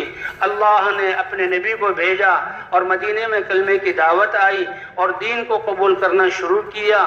ساری دشمنیاں ختم ہونا شروع ہوئی اور اللہ نے بھائی چارے والی زندگی عطا فرما دی. تو یہ دین ہے ہی جوڑنے والا. اے پیارے نبی, اگر آپ کو دنیا کا مالک بنایا جاتا اور دنیا کے اسباب آپ لوگوں کو جب تقسیم کر دیتے, ان کے گھر بھی بن جائیں, گرمی سردی کے کپڑوں کا انتظام بھی ہو جائے, کھانا پینا بھی اچھا ہو جائے, یہ ان کو دے دیتے, ہر ایک کی ضروریات مہیا ہو جاتی, تو ان کے دلوں کو نہ جوڑ سکتے. لیکن فقر و فاقے والی زندگی ہوتے ہوئے دین کے ذریعے اللہ نے ان کے دلوں کو جوڑ دیا. تو دین ہے جوڑنے والی چیز. لو انفقت ما فی الارض جميعا ما الفت بین قلوبہم ولکن اللہ الف بینہم. اللہ نے اس دین کی برکت سے دلوں کو جوڑ دیا, ایثار اور ہمدردی عطا فرما دی. وہ لوگ جو ایمان اور اللہ کو پہچاننے سے پہلے تھوڑی تھوڑی باتوں پر دوسروں کا خون کر دیا کرتے تھے, آج میدان جنگ میں پڑے ہوئے خون رس رہا ہے. چچا داد بھائی پانی لے کر آتا ہے اور اس کو پیاس لگی ہوئی ہے, لیکن اپنے دوسرے بھائی کی آہ کو سنتا ہے تو مرتے ہوئے اشارہ کرتا ہے کہ پہلے دوسرے مسلمان بھائی کو پانی پلا دو. اب وہ چچا داد بھائی دوسرے کے پاس جاتے ہیں, اس کو پانی پلانے لگتے ہیں. تیسرے نے آواز دی کہ مجھے پیاس لگ رہی ہے, تو دوسرا تیسرے کی طرف اشارہ کرتا ہے. اس سے پہلے پانی پینا گوارا نہیں, چاہے جان چلی جائے. تیسرے کے پاس گئے تو اس کی روح نکلی, دوڑ کر دوسرے کے پاس آئے کہ اس کو تو پانی پلا دوں. اس کی روح بھی پرواز کر گئی. اپنے سگے چچا کے پاس آئے کہ بھائی کے پاس آئے اس کو پانی پلا دوں, ان کی بھی روح نکل گئی. تاریخ کا ایسا واقعہ ہے کہ میدان جنگ میں جان دے دی اور اپنے بھائی سے پہلے پانی پینے کو گوارا نہیں کیا. حضور صلی اللہ علیہ وسلم مہمانوں کو تقسیم کرتے ہیں. ایک مہمان آئے, اس مہمان کو کون لے جائے گا؟ ایک صحابی نے کہا میں اپنے گھر لے جاتا ہوں. گھر پہنچے, بیوی سے کہا کہ اللہ کے رسول کا مہمان ہے. کہا اللہ کے بندے پوچھ تو لیتے, تم نے بھی رات بھوک میں گزارنی ہے, میں نے بھی, کھانے پینے کی کوئی چیز نہیں ہے. اور یہ کوئی اہم بات نہیں تھی, تھوڑی سی چیزیں بچوں کے لیے تھی, ابھی بچے مانگ رہے تھے, میں ان کو دینے والی تھی, اور تم مہمان کو لے آئے. کہا کوئی بات نہیں, بچوں کو بہلا پھسلا دو, سلا دو, اور یہ کھانا مہمان کے سامنے. رات کا وقت تھا اور مہمان بھی بڑے غیرت والے کہ جب تک صاحب کھانا ساتھ نہ کھائے, صاحب خانہ کھانا ساتھ نہ کھائے وہ نہیں کھائیں گے. کہا تم چراغ کو صحیح کرنے کی دکھا کر اس کو بجھا دینا, بڑھا دینا, اور میں منہ ہلاتا رہوں گا. اب کھانے میں تو کچھ چیزیں تھیں وہ کھلا دی, اور میاں بیوی اور بچوں نے بھوک میں رات گزاری. اب حضور صبح کو حضور صلی اللہ علیہ وسلم کی خدمت میں لے کر آئے. اللہ اکبر, یہ عمل کتنا عظیم کہ حضور مسکرا رہے ہیں. فرمایا اے میرے صحابی, فرشتے نے خبر دی کہ اللہ عرش پر تمہارے اس کام کی وجہ سے خوش ہو گئے کہ دیکھو ایمان والے کیسے ایثار کرنے والے ہیں۔ وَيُؤْثِرُونَ عَلَىٰ أَنفُسِهِمْ وَلَوْ كَانَ بِهِمْ خَصَاصَةٌ، خود بھوک ہوتے ہوئے دوسروں کو ترجیح دیتے ہیں۔ تو یہ ایک اجتماعیت ہے کہ دل جڑے ہوئے ہوں، اس لیے جماعتیں بنا کر نکلنا۔ اور دوسرے نقل و حرکت ہے، اور جیسے سورج کی نقل و حرکت جن جن چیزوں کو حرارت کی ضرورت ہے اس کے بقدر وہ حرکت کر رہا ہے، تو یہ دین اللہ کا دین اور حضور صلی اللہ علیہ وسلم والی اس محنت ساری انسانیت کی ہم نے نیت کرنی ہے اور قیامت تک آنے والی نسلوں کی نیت کرنی ہے۔ اور اللہ فرما رہے ہیں کہ تم بہترین امت ہو، سارے انسانوں کے نفع رسانی کے لیے نکالے گئے۔ جب یہ دین اور دین کی محنت زندہ تھی، صحابہ ایک جسم کی طرح تھے، لیکن دین کمزور ہونا شروع ہوا تو مسلمان پھر ان میں آپس میں پھوٹ پڑ گئی۔ اللہ نے پھر آج اس پر محنت پر جمع کیا، اس لیے کہتے ہیں کہ اجتماعیت کے ساتھ جماعتوں کی صورت میں نکلے۔ الحمدللہ شب جمعہ اور اجتماعات پر لاکھوں انسان بیٹھتے ہیں اور کیسی محبت سے، اور اللہ خوش ہوتے ہیں۔ اس لیے پوری دنیا کی نیت ہو اور اکٹھے چلنا ہو جماعت کی صورت میں، مسجدوں سے جماعت بن کر آئیں۔ اب تو یہاں میدان میں ہیں، یہاں اللہ کے راستے میں جا رہے ہیں۔ جماعت وہ ہے جس کی فکر بھی ایک ہو اور جس کے جسم اور دل بھی اکٹھے ہوں۔ بھیڑ کا جمع ہو جانا یہ جماعت نہیں کہلاتا، حق پر جو جمع ہو وہ ہے اجتماعیت۔ اس لیے میں جو جماعتیں بنی ہوئی ہے، یہ ذمہ دار بنا ہوا اس کے ساتھ ہم رہیں، اور بھئی اللہ کے راستے میں روانہ ہو۔ ہدایت سن کر دعا کے بعد اللہ کے راستے میں جو تشکیل کا وقت ہے یہ بڑا قیمتی ہے، اس سے پہلے ہی ہماری تیاری ہو اور یہاں میدان سے ہم اللہ کے راستے میں نکلیں۔ صحابہ کرام کی تشکیل کی، حضور صلی اللہ علیہ وسلم نے رات کا وقت تھا، صحابہ کرام نے عرض کیا یا رسول اللہ رات کا وقت ہے، رات گھروں میں گزار لیں اور صبح چلنا۔ وہ لوگ جو ہیں تہجد کے وقت میں چلتے تھے، یہ نہیں کہ صبح 9-10 بجے، سورج کی گرمی بہت ہو جاتی تھی، یا رسول صبح نکل پڑیں گے تو اللہ کے رسول نے کوئی حکم نہیں دیا۔ کیا کس پیارے انداز میں سمجھایا، اے میرے صحابہ کیا تم یہ نہیں چاہتے تمہاری یہ رات بھی جنت کے باغات میں گزرے؟ کہ اللہ کے راستے میں نکلنا ایسا ہے جیسے جنت کے باغات میں۔ صحابہ فوراً سمجھ گئے اور رات ہی کو اللہ کے راستے میں نکل گئے۔ اس لیے بھائی یہ وقت کی حفاظت بہت بڑا جو ہے سرمایہ ہے ہمارے پاس، وقت، اس کی حفاظت۔ انسان مرتے ہوئے کسی چیز کا مطالبہ نہیں کرے گا، چند سانس مانگے گا لیکن دیے نہیں جائیں گے۔ اس لیے ہماری تربیت وقت کی حفاظت، جو وقت ہم نے اللہ کے دین کے لیے دے دیا، اب اس میں دنیا کی کوئی بات نہ، اللہ کے راستے میں نکل کر دعوت زیادہ دینی ہے، سیکھنے سکھانے میں لگنا ہے، ذکر و عبادت میں لگنا ہے اور خدمت میں لگنا ہے، اور اللہ کے راستے میں نکل کر اپنے آپ کو جی ہاں سوال سے بچانا ہے کہ ہماری زبان سے اپنی حاجت کسی کے سامنے ظاہر ہو اور دل کی جھانک لوگوں کی چیزوں کی طرف جائے، اس سے بھی اپنے آپ کو بچانا ہے، اسراف سے بچانا ہے، بے جا خرچ کرنے سے بچانا ہے، اور کسی کی چیز کو بغیر اجازت کے استعمال نہیں کرنا، اور بھی اپنے وقت کو ہم نے اعمال میں لگانا ہے۔ اس لیے کھانا بقدر ضرورت، کم کھانا، کم سونا، اور دنیا کی بات بھی بقدر ضرورت کریں۔ اللہ کی راہ میں نکل کر شیطان ایک تو جو ہے نئے نئے علاقوں میں جائے گا، سیر اور تفریح کی نیت کرا کر ہمارے اس نکلنے کی قیمت کو گھٹائے گا۔ اس لیے ہم سیر و تفریح کی نیت سے نہیں نکل رہے، نیت ٹھیک کریں، اے اللہ ہم تو تیرے دین کی محنت اور حضور کی محنت کو سیکھنے کے لیے اور تجھے راضی کرنے کے لیے نکلے۔ اس لیے تو بھائی اپنی ذہنیتوں کو بھی ٹھیک کرنا، کم کھانا ہو، کم سونا ہو، اور ضرورت کے بقدر دنیا کی باتیں کم کرنا، اور اس مسجد سے جو ہے صرف دعوت والے عمل کے لیے بقدر ضرورت جانا۔ اور 3 چیزیں ہیں، حضور صلی اللہ علیہ وسلم فرماتے تھے کہ اجتماعیت کو لازم پکڑو، اکٹھے رہو، اور مساجد کو لازم پکڑو، ہم مسجدوں میں رہیں، مسجد سے باہر جانا ہو دعوت دینے کے لیے، لوگوں پر محنت کرنے کے لیے، مسجد ہی کے کام کے لیے، اور ایک عمومی ہونے کو لازم پکڑو کہ اس سے زیادہ اچھی آواز کس کی ہو سکتی ہے جو اللہ کی طرف بلا رہا ہو؟ کسی کی اچھی آواز نہیں، اور خود بھی مسلمانوں کے ساتھ نیک اعمال کرتا ہے اور اپنے آپ کو عام مسلمانوں میں سے سمجھتا ہے۔ اس لیے بھی جماعت بن گئی ہے، اکٹھی رہے، اور جب تشکیل ہو گئی ہے تو فوراً ہم اللہ کے راستے میں نکلنے کی کوشش کریں۔ تیاریاں ساری اس سے پہلے مکمل کر لی ہیں، دعا ہوتی ہے ہم روانہ ہو جائیں۔ اور بھئی جہاں جہاں تشکیل ہوئی ہے اس طرف ہم پیدل سفر شروع کر دیں۔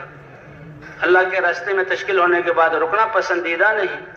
حضور صلی اللہ علیہ وسلم نے جمعے کے دن ایک لشکر کو روانہ فرمایا، بڑا اہم لشکر تھا، اور اس میں اپنے قریبی، اپنے چچا داد بھائی جعفر ابن ابی طالب، منہ بولے بیٹے زید ابن حارثہ اور عبداللہ بن رواحہ رضی اللہ عنہ کو روانہ فرمایا۔ اور جمعے کا دن تھا، جماعت چلی گئی، عبداللہ بن رواحہ، اور یہ فرمایا دیکھو زید ابن حارثہ امیر ہوں گے، وہ شہید ہو جائیں تو جعفر ابن ابی طالب امیر بن جائیں، وہ شہید ہو جائیں تو عبداللہ بن رواحہ امیر بن جائیں، اور وہ شہید ہو جائیں تو پھر مسلمان اپنے مشورے سے، کسی اسرائیلی نے عبداللہ بن رواحہ کو بتایا کہ نبی کی پیشن گوئی بالکل ٹھیک ہوتی ہے، تم تو شہید ہو جاؤ گے تو کوئی پریشانی نہیں، اللہ نے جان دی ہوئی ہے، اللہ کے راستے میں جائے گی۔ لیکن ان کو یہ خیال آ گیا کہ جمعے کا دن ہے، بعد میں تو مسجد نبوی میں آنا نصیب نہیں ہوگا، اب جمعے کے دن کا مسجد میں وقت گزارنا اور جمعہ حضور صلی اللہ علیہ وسلم کے پیچھے پڑھنا، اس لیے امیر سے اجازت لی، جماعت روانہ ہو گئی، یہ پیچھے رہ گئے۔ حضور صلی اللہ علیہ وسلم نے دیکھا، پوچھا اے ابن رواحہ تمہیں کس چیز نے پیچھے کر دیا؟ کہ لے اجمع معک یا رسول اللہ، اے اللہ کے رسول آپ کے پیچھے جمعہ پڑھنے کے لیے رکا ہوں۔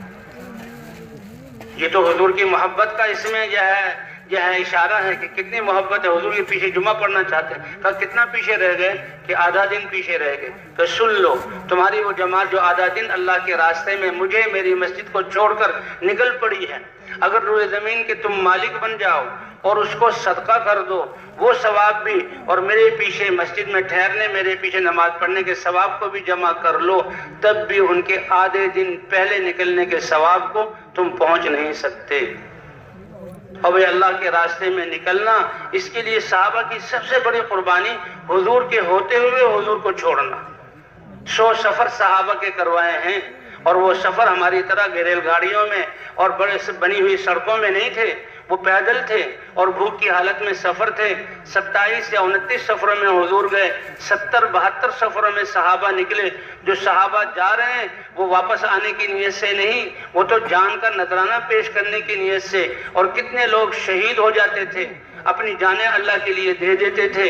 تو حضور کی زیارت کو چھوڑنا اور حضور سے علم حاصل کرنے کی قربانی، کہ جو مدینے میں ہے وحی اتر رہی ہے، وہ علم لیں گے، امت تک پہنچائیں گے، یہ علم کی قربانی کر کے جا رہے ہیں۔ کیوں؟ تاکہ انسانیت کو جہنم سے بچانا ہے۔ یہ اتنا بڑا عمل ہے کہ حضور کی زیارت کے ایک دیکھنے کی وجہ سے صحابی کا درجہ پاتے ہیں، حضور کے پیچھے کی نمازیں اور حضور پر اترتے ہوئے علم کو قربان کر کے جا رہے ہیں۔ اور اللہ نے پھر گواہی دی، رجال صدقوا ما عاهدوا الله عليه فمنهم من قضى نحبه ومنهم من ينتظر۔ اللہ نے ان کی سچائی کی گواہی دی، کتنے سچے ہیں کہ دینی جذبات کے حضور کو دیکھتے رہیں، حضور کی باتیں سنیں، حضور سے علم لیں، حضور کے علم کو پہنچائیں، امت تک، قیامت تک یہ علم چلے گا، اور حضور کے پیچھے نمازیں۔ کہ کیسے سچے ہیں اللہ کے دین کو زندہ کرنے کی طلب میں، اتنی بڑی بڑی قربانیاں دی۔ آج ہمارے لیے ان مٹی کے گھروندوں کو چھوڑنا اور ان بے حیثیت شہروں کو چھوڑنا اور ان لوگوں کو، خاندانوں کو چھوڑنا، اس کی کیا حیثیت ہے جو صحابہ کرام اللہ کے دین کے لیے چھوڑ کر نکلے؟ تو اس لیے تشکیل ہونے کے بعد پہلے سے تیاری ہو اور ہم اللہ کے راستے، جماعت بن گئی، ساتھی جہاں ذمہ دار ساتھیوں کو جمع رکھے، جہاں تشکیل ہے اس کے بارے میں ابھی سے فکر شروع ہو جائے۔ تبلیغ والوں کا، لوگوں کے بارے میں فکر کرنا، کیا مطلب کہ ان کے دین کی محنت کا کیا حال ہے، اور کیسے ہم دین پر چلنے اور دین کی محنت کرنے میں ان کو آگے بڑھا سکتے ہیں۔ سب ساتھیوں کے سامنے وہ حالات آ جائیں اور اسی وقت سے اپنی فکر اور سمجھ اور دعاؤں کی قوت کو اس کے لیے لگائیں۔ اے اللہ ہمیں بھی ایمان میں ترقی عطا فرما، اے اللہ ہمیں بھی تقوی والی زندگی عطا فرما اور اس دین کی محنت کے لیے قبول فرما، اور اے اللہ جہاں جا رہے ہیں ان کے دلوں کو بھی اپنے دین کی طرف پھیر دے۔ کیا مبارک نیتیں ہیں، کیا مبارک جذبات ہیں، اور کتنے اونچے یہ لوگ ہیں کہ انسانیت کی ہمدردی میں ارحموا من فی الارض، تم زمین والوں پر رحم کرو گے، آسمان والا تم پر رحم کرے گا۔ اور اس کو اللہ کے دین کی مدد قرار دیا گیا۔ اللہ اس کو کتنا بڑا اعزاز کہ میرے یہ بندے میری دی ہوئی زندگی کے اوقات کو، میرے دیے ہوئی صلاحیتوں اور مالوں کو لے کر اپنی زبانوں سے میرے دین کے بارے میں باتیں کر رہے ہیں، یہ میرے دین کی مدد کر رہے ہیں۔ ان کا دین کی مدد کرنا اپنی حیثیت کے مطابق ہے، اور میں اپنی قدرت کے ساتھ ان کی مدد کروں گا، اور جب میں مدد کرنے والا ہوں تو پھر کائنات کی کوئی طاقت ان کے بال کو بھی بیگا نہیں کر سکتی۔ اور اگر اللہ ہی نے مدد کرنا چھوڑ دیا، بتاؤ ایمان والوں پھر تمہاری کون مدد کرے گا؟ شیطان بھی تمہارا دشمن، تمہارے نفوس بھی تمہارے دشمن، باطل والوں کی اسکیمیں تمہیں مٹانے کے لیے اللہ نے چھوڑ یخذلکم، اللہ تمہاری مدد چھوڑ دے کہ تم نے دین کی محنت کو چھوڑ دیا ہے، پھر کون ہے تمہارا مددگار؟ کتنا بڑا وعدہ ہے اللہ کا۔ اس لیے وہ یہ میدان جماتے ہیں، جب جہاں پرچیاں مل جائیں اللہ کے راستے میں روانہ ہو، دو دو ساتھیوں کی جوڑی بنا دی جائے۔ سب کچھ حضور صلی اللہ علیہ وسلم کی سیرت سے، حضور لشکروں کی جو ہے وہ تشکیل فرماتے تو دو دو تین تین کی جوڑی بنا دیتے تھے، ایک پرانا ہو ایک نیا ہو، سیکھتے سکھاتے ہوئے، اور سارے پرانے ہوں تو ایک دوسرے کو دعوت دیتے ہوئے اور قربانیوں میں آگے بڑھتے ہوئے آگے بڑھنے کی دعوت دیں۔ یہ تو اتنا بڑا میدان ہے کہ اس کی کوئی انتہا ہے ہی نہیں، چاہے پرانے ہوں وہ بھی ایک دوسرے کو دعوت دیں۔ اب اس سواریوں کے انتظار میں ٹھہرنا یہ مناسب نہیں۔ ہاں، حضور صلی اللہ علیہ وسلم کے اسفار پیدل، طائف کا سفر پیدل، ہجرت کا کتنا سفر پہاڑوں پہ چڑھنا یہ پیدل، تبوک کے سفر میں پیدل، ایک ایک اونٹ پر کتنے کتنے لوگ باری باری سوار ہوتے تھے۔ تو بھئی پیدل چلنا تو اس کام کی خاصیت ہے۔ جس رخ کی تشکیل ہے چل پڑیں دو دو ساتھی ہو کر، اور بھئی انتظامی امور کے اعتبار سے دو ساتھی خدمت میں ہوں اور ان کے ذمہ جو ہے سفر کا انتظام کرنا، اور کیونکہ اپنے جان اور مال کے ساتھ چلنا ہے، وجاہدوا باموالکم وانفسکم، تبلیغ کا کام یہ نہیں کہ دوسرے کا مال ہو میری جان ہو، یا دوسرے کی جان ہو میرا مال ہو، نہیں، وہ اپنی اپنی جگہ خیر کی چیزیں ہیں، اس پر بھی اللہ ثواب دیں گے، لیکن یہ محنت ہے جس کے لیے ہم نکلے ہیں، وجاہدوا باموالکم وانفسکم ذالکم خیر لکم ان کنتم تعلمون، اپنی جان اپنا مال۔ اس لیے راستہ ہے دور کا، اس کے لیے جہاں ساتھیوں سے زیادہ راہ جمع کر لیا جائے، اور ذمہ دار ساتھی دو یا تین آدمیوں کے حوالے کریں، ایک کے حوالے نہ کریں۔ اور بھائی اس سفر میں صرف دعوت اور دعوت والے اعمال ہوں، اور اس کے علاوہ کوئی اور کچھ نہ ہو۔ کوئی اور ظاہر کرے کسی بات کو، اس سے کہتے نہیں بھائی اس میں اور کوئی بات نہیں چلے گی، اور ہم تو صرف دعوت والے کام کے لیے نکلے، اور بھائی یہاں سے روانہ ہو جائیں، پیدل چلیں، اور جب بس اسٹاپ پر پہنچے ہیں یا اسٹیشن پر پہنچے ہیں، جن ساتھیوں کی ذمہ خدمت ہے وہ ریل گاڑی کا ٹکٹ ہے تو سب ساتھیوں کو دے دیں، بس والوں سے بات کرنی ہے تو خدمت والے ہی بات کریں، گاڑی کے آنے میں بس کے آنے میں دیر ہے تو اس طرح وہاں بیٹھ جائیں۔ اب یہ ہے جو وہاں پر مسافر آئے ہیں ان کا وقت بھی فارغ ہے، وہ بھی انتظار میں ہیں، تو اصل یہ ہے کہ دو دو ساتھی ہو کر سب جتنے بھی لوگ ہیں ان کو انفرادی طور پر دعوت دیں۔ یہ دعوت یہ سب سے اللہ داعی ہے، تمام انبیاء دعوت لے کر آئے، اور دعوت ہی سے اللہ نے دنیا کا باطل ختم کیا اور سارے فسادات کو دعوت کے ذریعے مٹایا۔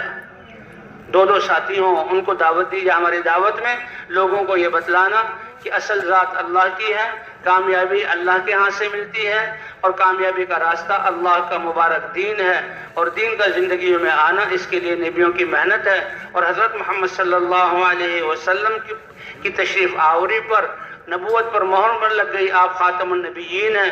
اب یہ محنت اس امت کے ذمہ ہوئی، اب اس محنت پر جو اللہ کی مددوں کے وعدے ہیں، فضائل ہیں، وہ سنا کر ان کو اللہ کے راستے میں نکلنے کے لیے تیار کیا جائے،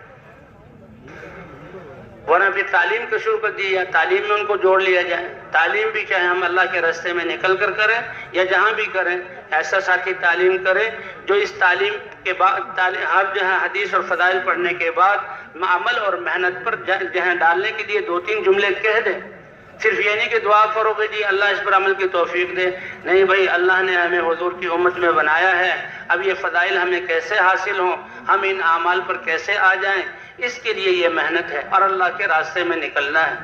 چند جملے جو ہیں عمل پر آنے کے اور محنت کرنے کے، وہ جہاں کہہ دے تاکہ لوگوں کو پتہ لگے۔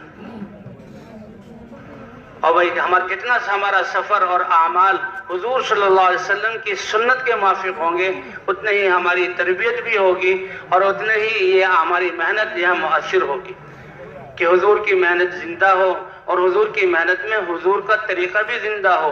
اس کے لیے سب سے پہلے یقین کو بنانے کی محنت کرنی پڑے گی، اور پھر دعوت کو لے کر داعیانہ صفات کے ساتھ ہمیں لوگوں کے پیچھے پھرنا ہوگا۔ سفر میں بھی سفر کے آداب ہیں۔ جی ہاں، راستے میں چلیں تو راستے کے دائیں طرف دو ساتھی ہو کر چلیں، اور بس سوار ہونا ہے تو بسم اللہ پڑھ کر سوار ہوں، دائیں پاؤں سے سوار ہوں۔ ریل گاڑی آ کر رکی ہے تو اس کا ٹائم بالکل محدود ہوتا ہے، اس وقت بے حوصلہ نہ ہو، افراتفری نہ ہو، اترنے والوں کو اطمینان سے اترنے دیں، پھر جس درجے کا ہمارا ٹکٹ ہے اسی درجے میں ہم سوار ہو جائیں، اور بھائی لوگوں کے ساتھ مخلوط ہو کر بیٹھیں۔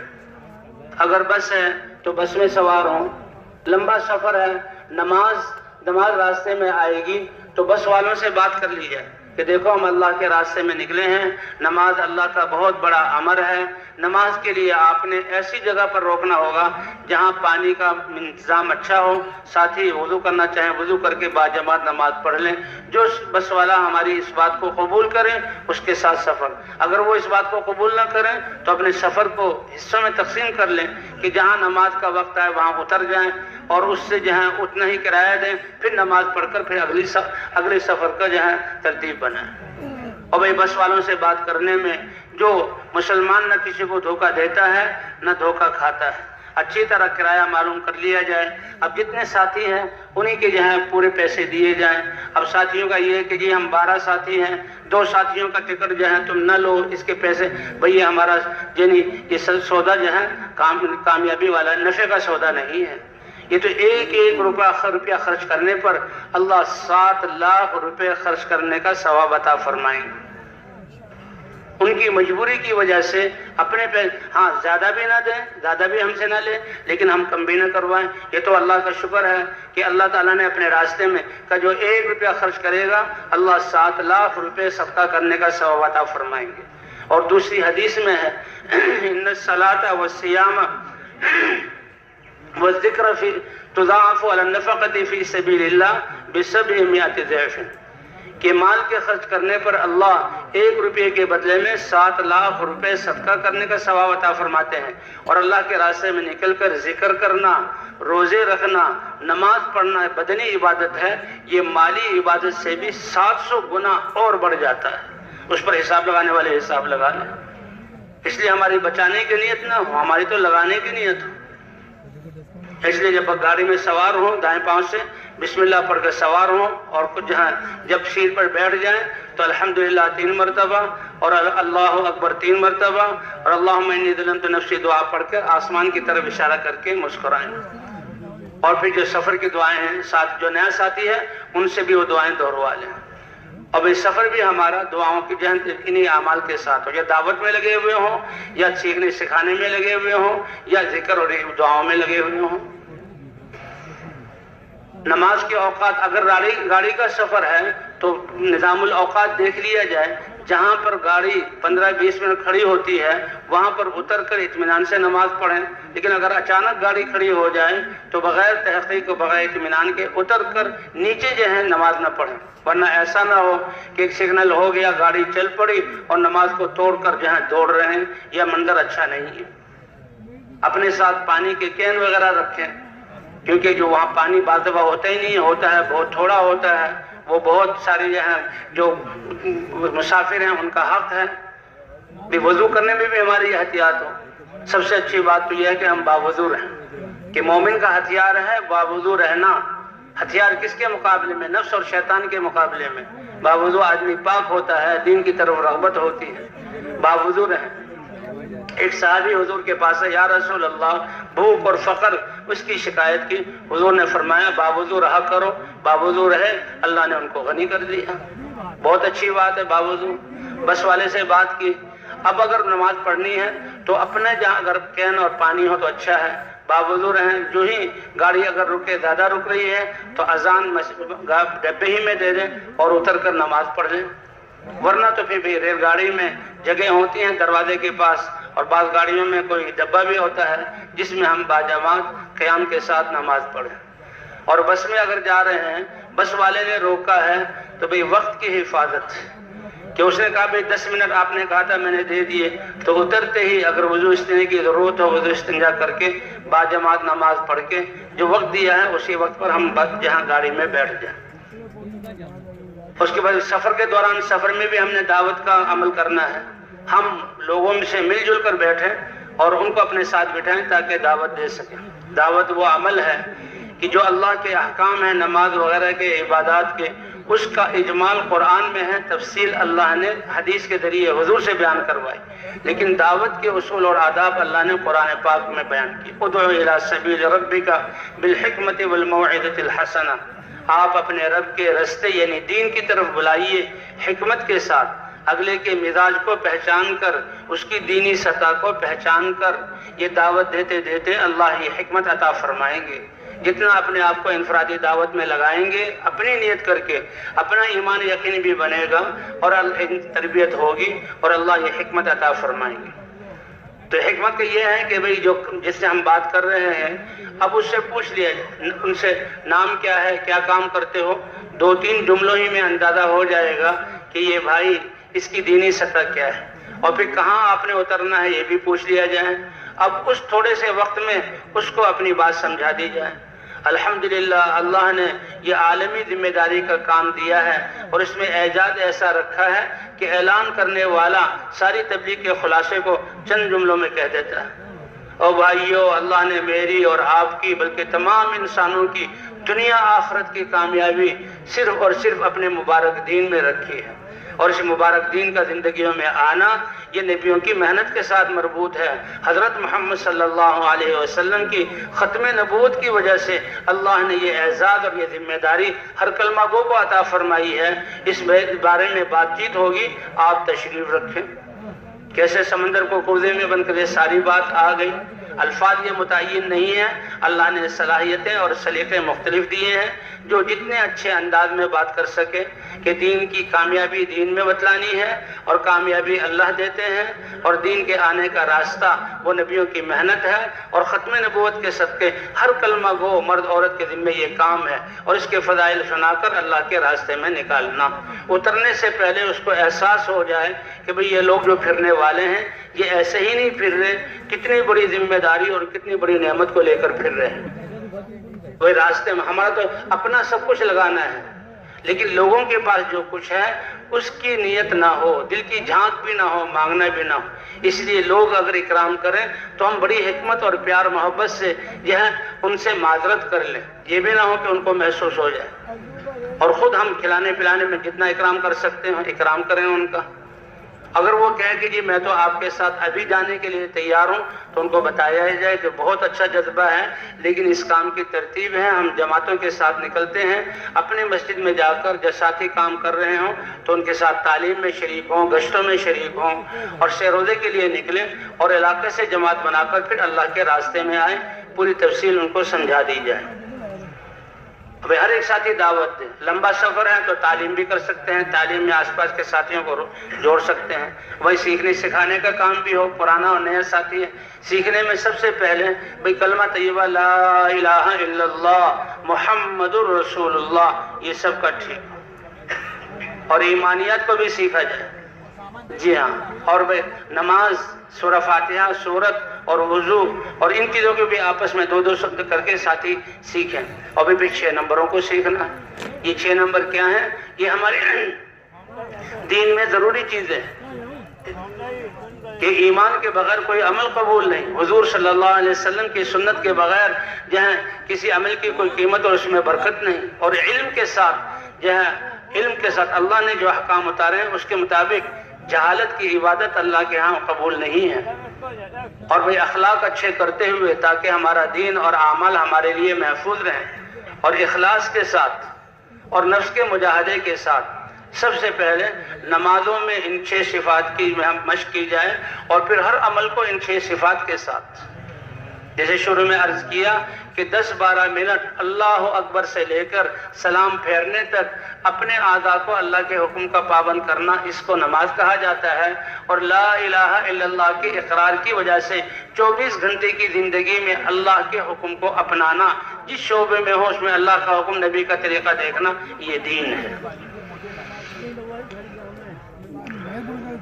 اس لیے بچن تو جو ہے پہلے نماز جو ہے اس یقین کے ساتھ کہ اللہ اس پر ہمارے دنیا اور آخرت کے کام بنائیں گے۔ جب اس نماز پر بنائیں گے تو 24 گھنٹے کی زندگی جب اللہ کے احکام پر ہوگی، پھر اللہ کتنی جو ہیں وہ نعمتیں عطا فرمائیں گے، کتنی کامیابی عطا فرمائیں گے۔ تو نماز کو صحیح اس کامیابی کے یقین کے ساتھ، حضور کی سنتوں کی پابندی کے ساتھ، فضائل والے علم کے شوق کے ساتھ، کہ اعمال کو کرنا شوق سے، اس لیے فضائل کی تعلیم میں بیٹھنا یہ ہماری روزانہ کی ضرورت ہے۔ لا اجر لمن لا حسبۃ لہ، جو عمل کرتے ہوئے اللہ سے ثواب کی امید اور ذوق و شوق نہ رکھے، اس کو کیا اجر ملے گا؟ فریضہ ادا ہو جائے گا۔ اس لیے فضائل کے شوق کے ساتھ اور علم کی پابندی کے ساتھ، اخلاق کی درستگی کے ساتھ، اخلاص کے ساتھ اور مجاہدے کے ساتھ، پھر یہی صفات دعوت کو بھی ان صفات کے ساتھ دینا، تعلیم میں بھی ان صفات کے ساتھ بیٹھنا، ذکر بھی ان صفات کے ساتھ کرنا، یقین کے ساتھ حضور کا طریقہ، اللہ والے احکام، فضائل کا شوق اور اخلاق کے ساتھ برتتے ہوئے، اور اخلاص اور مجاہدے کے ساتھ۔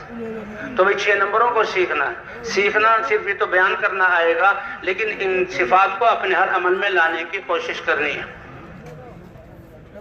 اسی طرح بھائی جب اترنا ہے، اتر گئے، بستی میں جا رہے ہیں، اسٹیشن پہ اترے، تو جب اترے ساتھیوں کو جمع کر لیا جائے۔ سفر میں مشقت ہوتی ہے، کھانا پینا آگے پیچھے ہوتا ہے، گرد و غبار پڑتا ہے۔ اب شیطان اس طرح سے کوشش کرے گا بھئی کہاں مصیبت میں آ گئے، مشکل میں پڑ گئے، لیکن یہ کتنا قیمتی سفر ہے، یہ کتنی قیمتی ناگواریاں ہیں۔ اس لیے ذمہ دار ساتھیوں کو جمع کر کے، تو دیکھو دنیا کے لیے بھی لوگ سفر کر رہے ہیں اور تھک رہے ہیں، اور جو دنیا کے لیے کر رہے ہیں ان کو تو زندگی کے ایک ایک سانس کا جواب دینا ہوگا، حساب دینا ہوگا، اور ہم اللہ کے راستے میں نکلے ہیں، اللہ اس کا اجر اپنے شان کے مطابق عطا فرمائیں گے۔ اللہ کے راستے میں نکلنا اور تھکنا اور گرد و غبار کا پڑھنا، اس سے اللہ کی رضا اور اجر ملے گا، اور یہ ہدایت کا ذریعہ۔ ادنا سی ناگواری کیا ہے کہ ہمارے سفر کرتے ہوئے گرد و غبار تو ہر ایک پر پڑتا ہے، کہ یہ گرد و غبار جو ہے قیامت کے دن اس کو خوشبو بنا کر ہمارے جسموں پر ڈالا جائے گا۔ حضور صلی اللہ علیہ وسلم ایک لشکر کے ساتھ ہیں، آپ پیچھے چل رہے تھے، لشکر سارا اکٹھے چل رہا ہے۔ ایک صحابی کو دیکھا کہ وہ الگ چل رہے ہیں، بلایا، اے صحابی تم الگ کیوں چل رہے ہو؟ یا رسول اللہ یہ غبار مجھے پسند نہیں۔ فرمایا لا تعتزلہ، اس غبار سے تم نفرت نہ کرو اور اس سے الگ نہ ہو، تم جو ہے اس غبار کے اندر چلو، کیونکہ قیامت میں یہ خوشبو بنا کر تمہیں دیا جائے گا۔ تو اس میں 2 باتوں کی طرف، کہ یہ غبار خوشبو بنے گا، اور دوسرا اجتماعیت، کہ وہ ناگواریاں جو اجتماعیت میں تمہیں پیش آئیں گی ان راحتوں سے کہیں بہتر ہیں کہ اجتماعیت چھوڑ کر تم انفرادی زندگی کی طرف جاؤ گے۔ صحابہ کرام کسی سفر سے لوٹ رہے تھے، تھکے ہارے ہوتے تھے، جہاں پیدل سفر کی مشقت، پھر جہاں اگر جنگ کی نوبت آئی ہے تو اس کی مشقت، تو آرام کرنے میں صحابہ نے دیکھا زمین ناہموار ہے، تھوڑا الگ ہو گئے، ہر ایک نے برابر زمین اور آرام دے۔ حضور صلی اللہ علیہ وسلم نے فرمایا کہ وہ ناگواریاں جو اکٹھے ہونے میں تمہیں پیش آتی ہیں وہ ان راحتوں سے بہتر ہے جن راحتوں کے لیے تم ایک دوسرے سے الگ ہو جاتے ہو۔ اس لیے بھئی اس میں اجتماعیت، تو ذمہ دار ساتھی جو ہیں ساتھیوں کو ترغیب دے دیں۔ اب بستی میں جانا ہے، لوگ بھی بستی کی طرف جا رہے ہیں، تو دعا کے عنوان سے ان کو لے لیا جائے کہ بھئی جو دعا ہوگی آپ بھی دعا میں شریک ہو جائیں۔ ابھی اترے ہیں، کوئی پیشاب وغیرہ کا تقاضا ہے وہ پورا کر لیں، اور پھر جو ہے ذمہ دار ساتھی جو ہے اب حوصلہ دلائیں۔ ہر وقت مذاکرہ، ہمارا نکلنا کیوں ہے کہ اللہ کا دین پوری دنیا میں زندہ ہو جائے، ہر مسلمان دین کی محنت کرنے والا بن جائے، اور اللہ ہمیں بھی اس دین کی محنت کے لیے قبول کر لے۔ تو تھوڑا سا مذاکرہ ہو جائے کہ ہم اس بستی میں جا رہے ہیں، یہ ہمارے مسلمان بھائی ہیں، اللہ تعالیٰ ان سے کیسے راضی ہو جائیں، ہر بچہ دین کی محنت کرنے والا کیسے بن جائے، یہ مسجد حضور صلی اللہ علیہ وسلم کے زمانے کی بستی اور مسجد کا نمونہ کیسے بن جائے، اور پھر بھی دعا میں ساری انسانیت کے لیے دعا، اور اے اللہ جن بستی والوں کی طرف جا رہے ہیں ان کے دلوں کو اپنی ذات کی طرف پھیر دے۔ اب بستی والے دیکھیں گے کہ اس نفسا نفسی کے زمانے میں ہر ایک انسان دنیا کی دوڑ میں چل لگا ہوا ہے اور اپنے سگوں سے بھی دور ہے۔ اب یہ ایسے ہمدرد لوگ جو کہاں سے آئے ہیں ہماری بستی کے لیے، تو ہم سے پہلے ہمارے نمائندہ بن کر یہ بستی والوں کو بتائیں گے۔ قرآن پاک کا دل یاسین شریف میں جو حبیب نجار کا قصہ کہ عیسیٰ علیہ السلام کی طرف سے بھیجے ہوئے 2 نمائندے وہ پہلے حبیب نجار سے ملے اور اس کو دعوت دی، وہ مسلمان ہو گیا، اور پھر یہ جو ہے آئے بستی میں، بستی والوں کو دعوت دی، بستی والے ان کے خلاف کھڑے ہو گئے اور ان کو مارنا شروع کیا۔ تو حبیب نجار آئے، اے میری قوم، یہ تو اللہ کی طرف سے، اللہ کے رسول کی طرف سے نمائندے اللہ کا پیغام لے کر آئے ہیں، ان کی اتباع کر لو، یہ دنیا کی کوئی چیز نہیں چاہتے۔ بستی والوں نے اتنا مارا کہ اس کو شہید کر دیا۔ اب جو پٹائی ہوئی اور جو تکلیف ہوئی، اس کا جو ہے فطرت تو یہ ہے کہ انتقام ہو، ان کے لیے بد دعا ہو۔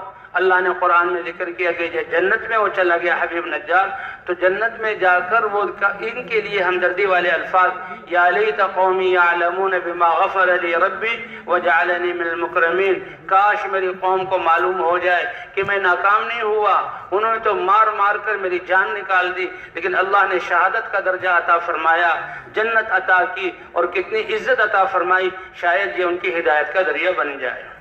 قال یا لیت قومی یعلمون، میری قوم جان لے۔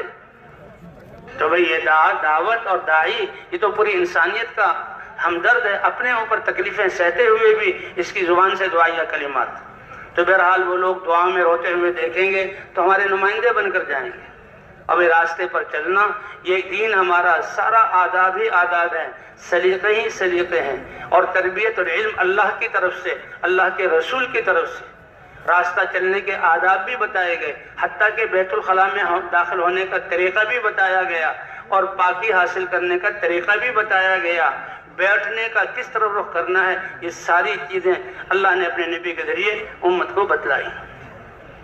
کہ پیشاب پخانہ کرتے ہوئے کہ جب صحرا میں ہو تو، اور جہاں قبلے کی طرف، اور گھروں میں ہو تو قبلے کی طرف نہ منہ کرو نہ پیٹھ کرو۔ تو بہرحال راستے کے دائیں طرف چلنا ہے، اور نظروں کی حفاظت کرتے ہوئے 2 ساتھی کہتے ہیں یہ نظر شیطان کے زہریلے تیروں میں سے ایک تیر ہے، جن چیزوں کو دیکھے گی اس کا نقشہ دل میں آ جائے گا، اور پھر شیطان نماز کے وقت وہ یاد دلائے گا۔ اس لیے ہم نے اپنے نظروں کی حفاظت کرنی ہے، راستہ بھی نظر آتا رہے، اور پھر جانا ہے۔ مرکز میں گئے ہیں تو سب ساتھی آئیں گے جہاں پرانے، اور ان کو بتا دیں اپنی جماعت کی کیفیت، اپنے حالات ان کو دے دیں، اور ان سے مسجدوں کے حالات پوچھ لیں۔ 4-5 مسجدوں کے حالات پوچھ کر اب ذمہ دار ساتھی یہ دیکھیں ہماری جماعت کے اعتبار سے کون سی مسجد، کون سا علاقہ اچھا رہے گا، جہاں ہمارے ساتھیوں کو بھی تمام اعمال کرنے کا موقع ملے گا، ان کی تربیت بھی ہوگی، اور وہاں نقد تشکیل بھی ہو جائے گی، اور مقامی کام بھی جمے گا۔ جماعت ماشاءاللہ صلاحیت استعداد والی ہے، پرانے ساتھیوں کی ہے، تو نئے نئے علاقوں کی مسجدوں کو وہاں سے کام شروع کرنا، درمیانی ہے تو درمیانی علاقوں میں جانا، اور اگر جماعت کے ساتھی زیادہ نئے ہیں تو پھر ان سے کہنا کہ ایسی مسجدیں جہاں پرانے ساتھی ہوں اور جن کی وجہ سے ہماری تربیت ہو جائے۔ اس لیے کہتے ہیں بھئی مقامی کام جو واپس جا رہے ہیں یہ بہت ضروری ہے، تاکہ آنے والوں کی ہماری مسجدوں میں آ کر تربیت ہو سکے۔ اور وہ حضرات اگر تعین کریں کہ یہ آپ ہر مسجد میں 2 دن ٹھہریں کافی ہوگا، ان سے کہیں نہیں، ہمارے سامنے تو محنت ہے، ہم نے تو محنت کرنی ہے، 100% اس مسجد کے آس پاس رہنے والوں سے ایک سے ہماری ملاقات ہو جائے، اور نقد جماعت اللہ کے راستے میں 4 مہینے چلے کے لیے نکل جائے، اور مقامی جماعت بنی ہوئی ہو تو مضبوط ہو جائے، اور ساتھی امت جہاں قربانی پر آگے بڑھ جائیں یا جماعت بن جائے، یہ چاہے 1 دن میں جہاں یہ سارے ثمرات مرتب ہو جائیں، یا 2 دن، اور زیادہ سے زیادہ 3 دن میں ان سارے کام کو کرنے کی کوشش کریں۔ جماعت کی محنت بھی ہوگی، راتوں کو رونا بھی ہوگا، تھکانا بھی ہوگا، دعائیں بھی ہوں گی، تو اللہ اس کو وجود عطا فرما دیں گے۔ اب جہاں کام ہے وہاں 3 دن کی جماعت نکال دینا، یہ 3 دن کی جماعت تو ان کا مقامی کام کا حصہ ہے۔ آج ہم مقامی کام میں اتنے کمزور ہیں، ایک مسجد میں 60 70 80 چلے 3 چلے والے ہیں، وہاں تو مہینے میں ہر 2 ساتھی پرانے نیوں کو لے کر نکلیں، 40 ساتھی ہیں تو 20 جماعتیں 20 روزے نکلنے چاہیے۔ کہ جائے کہ ایک سے روزے پر ہم مطمئن ہو جائیں. اور بھائی جس درجے پر ہم ہیں یہ ابتدائی اور الف با تا سا والا درجہ ہے. فرمایا کہ یہ مبادئ کو تم غایات نہ سمجھ لو، بس اسی پر ساری کوشش نہ لگاؤ کہ جی ہماری مسجد سے سارے ساتھی سے روزے کے لیے نکلے ہیں اور یہ اعمال، بلکہ غایات تو صحابہ کرام والی زندگی کہ ہمارے معاشرے میں اور ہمارے ہر شعبے میں اللہ کا دین زندہ ہو جائے، 100% لوگ مسلمان اللہ کے راستے میں نکلنے والے بن جائیں، تاکہ غیروں کو ہم اپنی زندگی دکھلا سکیں، وہ ہماری زندگی دیکھ کر ہماری زندگی ان کی ہدایت کا ذریعہ بنے. اس لیے وہی مسجدوں میں کہتے ہیں پہلے جو غریب فقراء اور مساکین کی بستی ہے، کناروں والی بستی، ان بستیوں میں سے ہوتے ہوئے پھر جو ہے مسجد کے بیچ میں بھی آنا. اب مسجد میں ہم جا رہے ہیں تو مسجد میں پرانوں کو اطلاع اگر پہلے سے ہو جائے تو وہ ساتھی جماعت کے پہنچتے ہی آ جائیں گے، مشورہ ہوگا. اور اگر اطلاع نہ ہو سکے تو بھی مسجد میں جا کر پرانوں کو اطلاع کریں. مسجد کے سامنے جی ہاں پہلے سے اطلاع ہوگی تو چابی بھی مل جائے گی، مسجد کھلی ہوگی، اسی وقت کام شروع ہو جائے گا، یہ بہتر صورت ہے. اور مسجد کے سامنے جب جماعت پہنچے تو مساجد اللہ کا گھر ہیں. ہاں اللہ کا گھر ہے، اللہ کے گھر کی عظمت اور احترام. اللہ تعالیٰ نے موسیٰ علیہ السلام کو براہ راست، اے موسیٰ جوتے سمیت کیوں آ رہے ہو؟ اخلع نعلیک، آپ اپنے جوتے اتار دیجئے. انک بالوادی المقدس طویٰ، یہ وادی پاکیزہ کیوں ہے کہ اللہ آپ سے براہ راست مخاطب ہے، آپ کلیم اللہ ہیں. تو وہ مساجد کا احترام کہ نمازی اللہ سے مناجات کرتا ہے. نماز مومن کی معراج ہے. نماز میں کھڑے ہوتے ہی سارے پردے ہٹ جاتے ہیں، اللہ متوجہ ہو جاتا ہے. اس لیے مساجد کا احترام ہمارے دلوں میں ہو. مساجد میں داخل ہونے کے آداب، دینیت اسلام ہمارا اتنا پیارا مذہب اللہ اور اللہ کے رسول کی طرف سے، کسی انسانوں اور فلسفیوں اور سائنسدانوں کے بنائے ہوئے اصول نہیں کہ جوتا نکالو پہلے بائیں پاؤں سے نکالو اور جوتے پر رکھ دو، دائیں پاؤں سے بعد میں جوتا نکالو اور دائیں پاؤں کو مسجد میں داخل کرو. بسم اللہ والصلاۃ والسلام علی رسول اللہ. کیا پیارا مذہب ہے، کیا پیاری تربیت اور تعلیم ہے. بچپن سے لے کر موت تک ایک ایک چیز کے آداب بتائے گئے. بسم اللہ والصلاۃ والسلام علی رسول اللہ. اللہم افتح لی ابواب رحمتک، یہ دعا پڑھ کے مسجد میں داخل ہو. اگر مسجد جو ہے وہاں پہلے سے کام ہے، حجرہ بنا ہوا ہے جماعتوں کے لیے، تو ہم اپنا سامان خدمت کا بستر وغیرہ وہاں رکھیں اور مسجد میں جائیں. اگر حجرہ نہیں ہے تو پھر خدمت کا سامان اور خاص طور پر یہ مٹی کا تیل اور گیس کے چولہے اور کچا پیاز اور لہسن، اس کو مسجد میں لے کر داخل نہیں ہونا.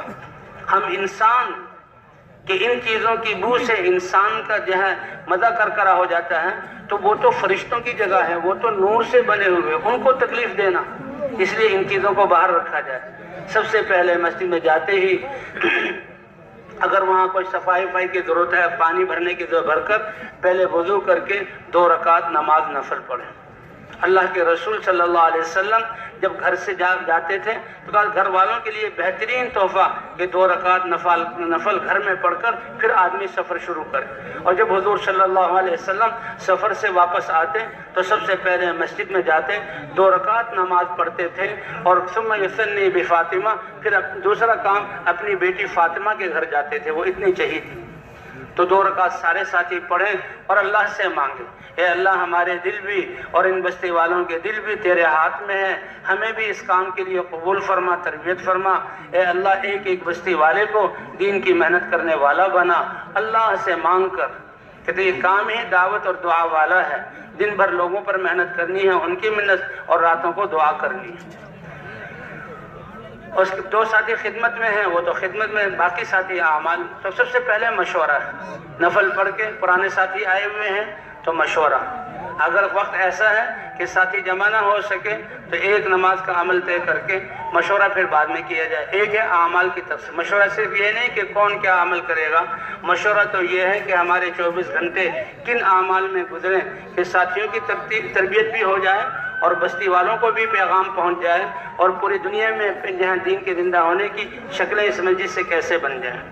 اللہ نے یہ محنت بھی دی اور اس محنت کی حفاظت اور تربیت کے لیے اللہ نے مشورہ بھی دیا. قرآن کا حکم ہے وَشَاوِرْهُمْ فِي الْأَمْرِ.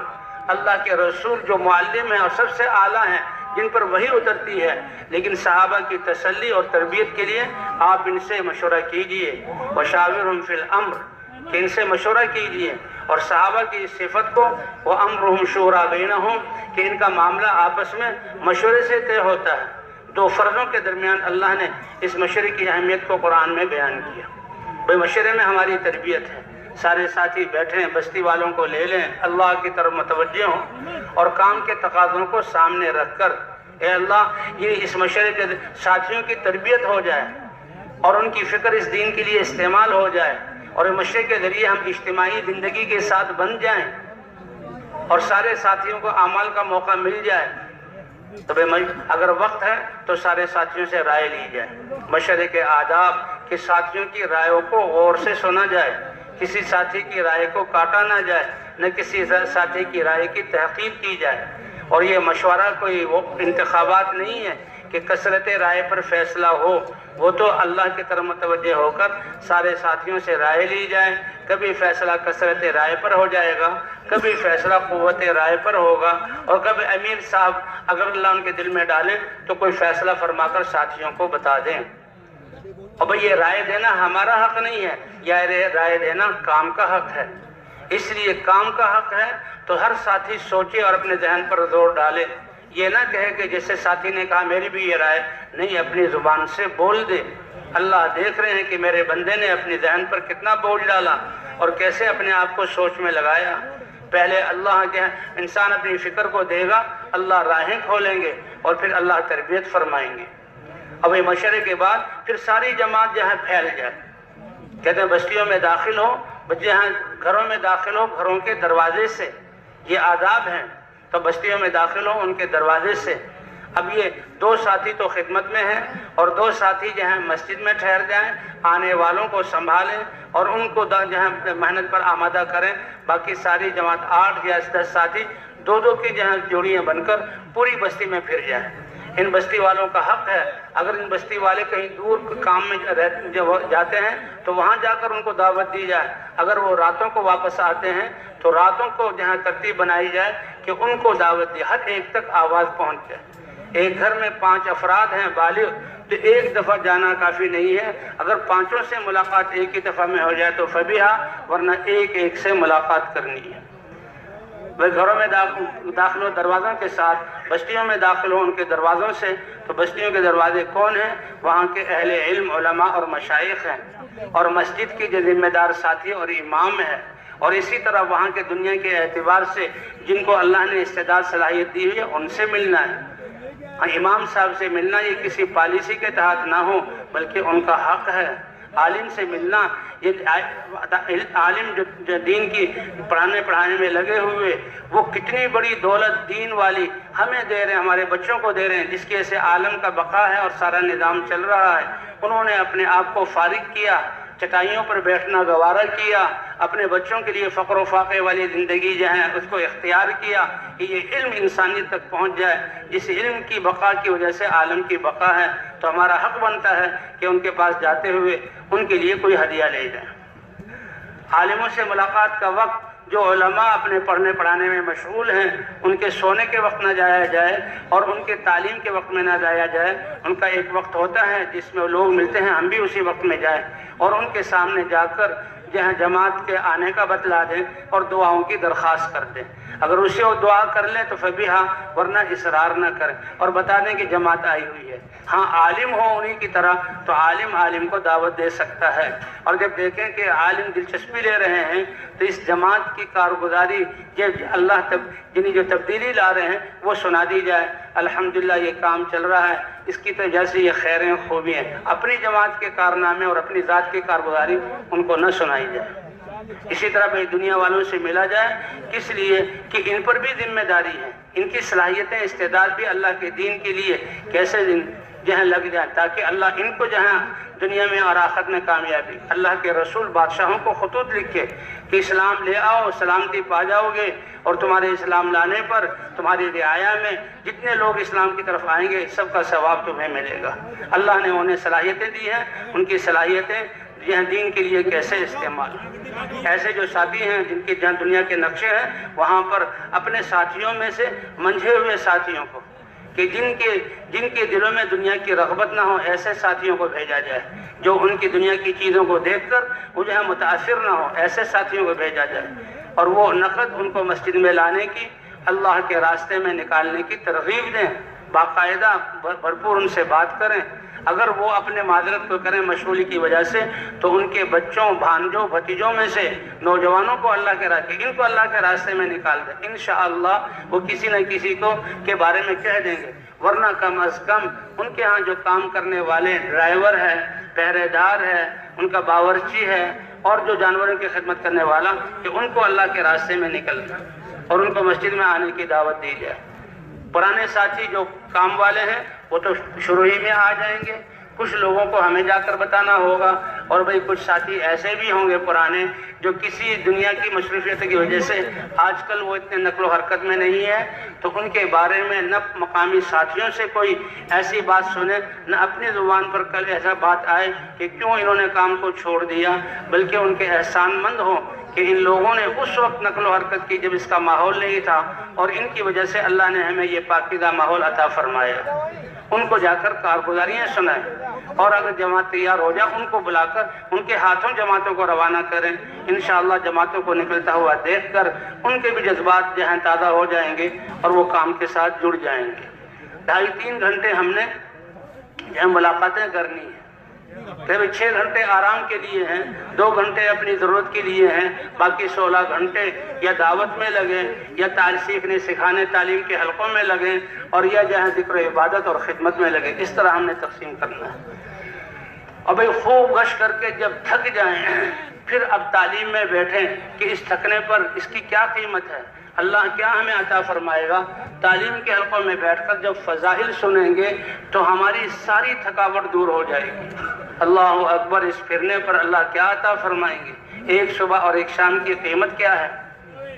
یہ تعلیم بھی ایک ہی وقت میں سارے ساتھی جو ہیں اس میں جمع ہوں، تقسیم نہ کیا جائے کہ کچھ ساتھی جو ہیں ابھی گشت کر لیں کچھ تعلیم میں۔ تعلیم بھی ہماری ضرورت ہے، جیسے گھنٹوں دعوت دینا ہے، تعلیم بیٹھنا، تعلیم ہے ہی اسی دعوت کی تقویت کے لیے۔ جو تعلیم کا وقت متعین ہو، سارے ساتھی اس وقت موجود ہوں۔ تعلیم میں سب سے پہلی بات تو تجوید ہے، کہ قرآن پاک کی چند صورتوں کو دہرانا کہ ہمیں پتہ لگ جائے قرآن پاک کیسا ہے۔ قرآن پاک صحیح ہوگا، نماز ٹھیک ہوگی، نماز ٹھیک ہوگی تو ہماری ساری زندگی ٹھیک ہوگی۔ یہ نماز کا مبارک عمل اللہ نے عطا فرمایا کہ دیکھو دنیا اور دنیا کے خیالات سب کو چھوڑ کر آؤ۔ روزہ رکھتے ہوئے انسان دکان پہ جا سکتا ہے، حج کرتے ہوئے دوسرے انسان سے بات کر سکتا ہے، زکوٰۃ کا تعلق تو ہے ہی مال سے، لیکن نماز ایسی پیاری عبادت ہے، 5 دفعہ اذان دی جاتی ہے باوضو ہو کر۔ یہ وضو سے گناہ معاف ہو جاتے ہیں، صغائر گناہ معاف ہو جاتے ہیں، اور یہ وضو کی سے انسان پاکیزہ بنتا ہے، اللہ کے گھر میں آتا ہے۔ تو یہ بیوتی فی الارض المساجد، اور نماز میں تو بھئی نمازوں کو بنانے کی بہت محنت کرنی ہے۔ یہ نماز ہماری ٹھیک ہو گئی تو جو ہے ساری زندگی ٹھیک ہو جائے۔ قیامت میں سب سے پہلے نماز کا حساب ہوگا، نماز ٹھیک ہو گئی تو یہ علامت ہے ساری زندگی ٹھیک ہو گئی۔ اس کے لیے سب سے پہلے تجوید ہے۔ اگر ساتھیوں کا اندازہ نہ ہو تو پہلے دن سارے ساتھی اکٹھے بیٹھ کر تجوید کریں، چند صورتوں کو دہرانا ہے، پتہ لگ جائے گا کہ کتنے ساتھی اچھا پڑھنے والے ہیں، کتنے ساتھیوں کی جو ہے تجوید میں کمزوری ہے۔ پھر روزانہ اتنے حلقے بنائے جائیں اور ان چند صورتوں کو دہرا لیا جائے۔ پھر انفرادی اوقات میں جن کو اللہ نے قرآن پاک پڑھنے کی نعمت دی ہے ان کے دل میں ولولہ ہو کہ اپنے نکلنے والے ساتھیوں کی تجوید اور قرأت کیسے ٹھیک ہو جائے، اور جن کی کمزوری ہے وہ اللہ کا شکر ادا کریں کہ اللہ کے راستے میں نکل کر ہمیں اپنی تجوید جو ہے ٹھیک کرنے کا موقع ملا۔ اور اس کے بعد تعلیم ہے، تمام ساتھیوں سے تمام اعمال کروائے جائیں۔ تعلیم میں سارے سے اکٹھے ہو کر اس کا مقصد کیا ہے کہ فضائل کو سن کر اعمال کا شوق پیدا ہو جائے، اللہ اور اللہ کے کلام میں نور ہے، وہ نور ہمارے دلوں میں آ جائے۔ اس نور سے پھر جیسے دنیا کی روشنی سے دنیا کی چیزیں اور اس کے فائدے اور نقصان نظر آتے ہیں، تو اعمال کی نور سے دل میں روشنی پیدا ہوتی ہے، اور وہ نور دکھلاتا ہے کہ کامیابی اللہ کی رضا اور اللہ کے دین اور اللہ کے اعمال میں۔ جی ہاں، اللہ کے وعدوں کو سن کر اللہ کے جہاں احکام کو پورا کرنے کا شوق ہو، اور وعیدوں کو سن کر اللہ کی نافرمانی کا ڈر اور اس سے بچنے کی استعداد ہو۔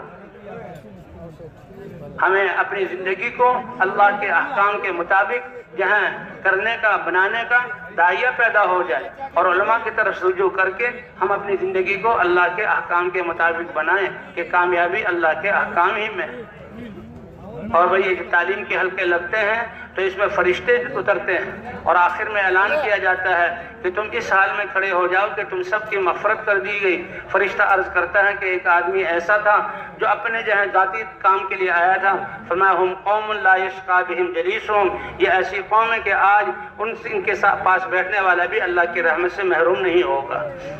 پھر اس کے بعد تعلیم کرانے والا تعلیم کرائے، آخر میں 6 نمبروں کا مذاکرہ ہو، ہر ساتھی 6 نمبر کو دہرائے کھڑے ہو کر، تاکہ 6 نمبر بیان کرنا بھی آئیں، 6 نمبر یہ صفات ہمارے اندر آ جائیں، ہمارا ہر عمل ان صفات کے مطابق بن جائے، اور اس کی ہم دعوت دینے والے بھی بن جائیں، اور اس کے لیے دعا بھی کریں، اے اللہ ایمان کی اور خشوع و خضوع والی نمازوں کی اور اخلاق کی اور اخلاص کی ہمیں توفیق عطا فرما، دعوت کے لیے ہمیں قبول فرما۔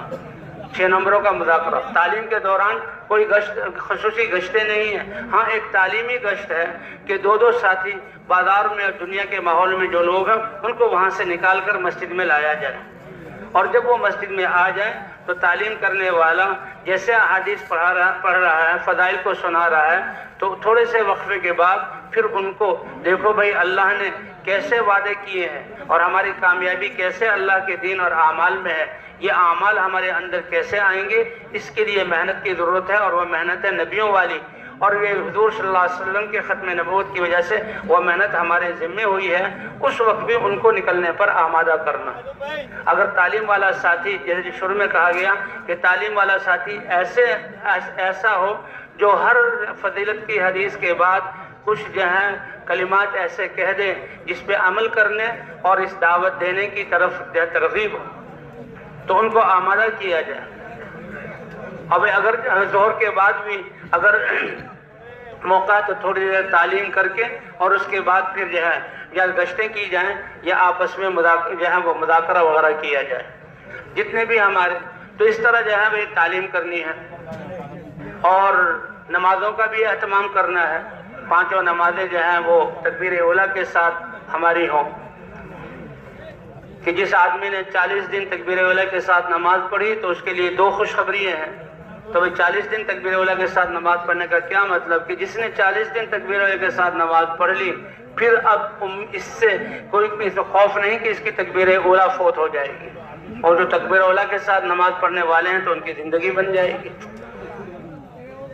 اس کے بعد ظہر کے بعد تعارفی بات بھی ہو، تعلیم بھی ہو جائے، وقت زیادہ ہو تو مذاکرہ ہو، جو ہمارے اجتماعی اعمال ہیں تو جیسے گشت ہے، تعلیم ہے، اس کے مذاکرے تو اجتماعی طور پر ہو جائیں، اور جو معاشرت والے آداب ہیں، سونے کے آداب، کھانے پینے کے آداب، مسجد میں داخل ہونے کے آداب، 2 ساتھی اس کا مذاکرہ کریں، اور کبھی کبھی اجتماعی مذاکرہ بھی ہوتا رہا کریں۔ اور اس کے ساتھ ساتھ سارے دن ہم نے وہ گشت میں 2 ساتھی جو خدمت والے ہیں، وہ ساتھی دکاندار سے سودا لیں تو پہلے سودا لے کر اس کے پیسے ادا کر کے پھر اس کو دعوت دیں، اس سے پہلے یہ نہ کہیں کہ ہم جماعت میں آئے ہوئے ہیں۔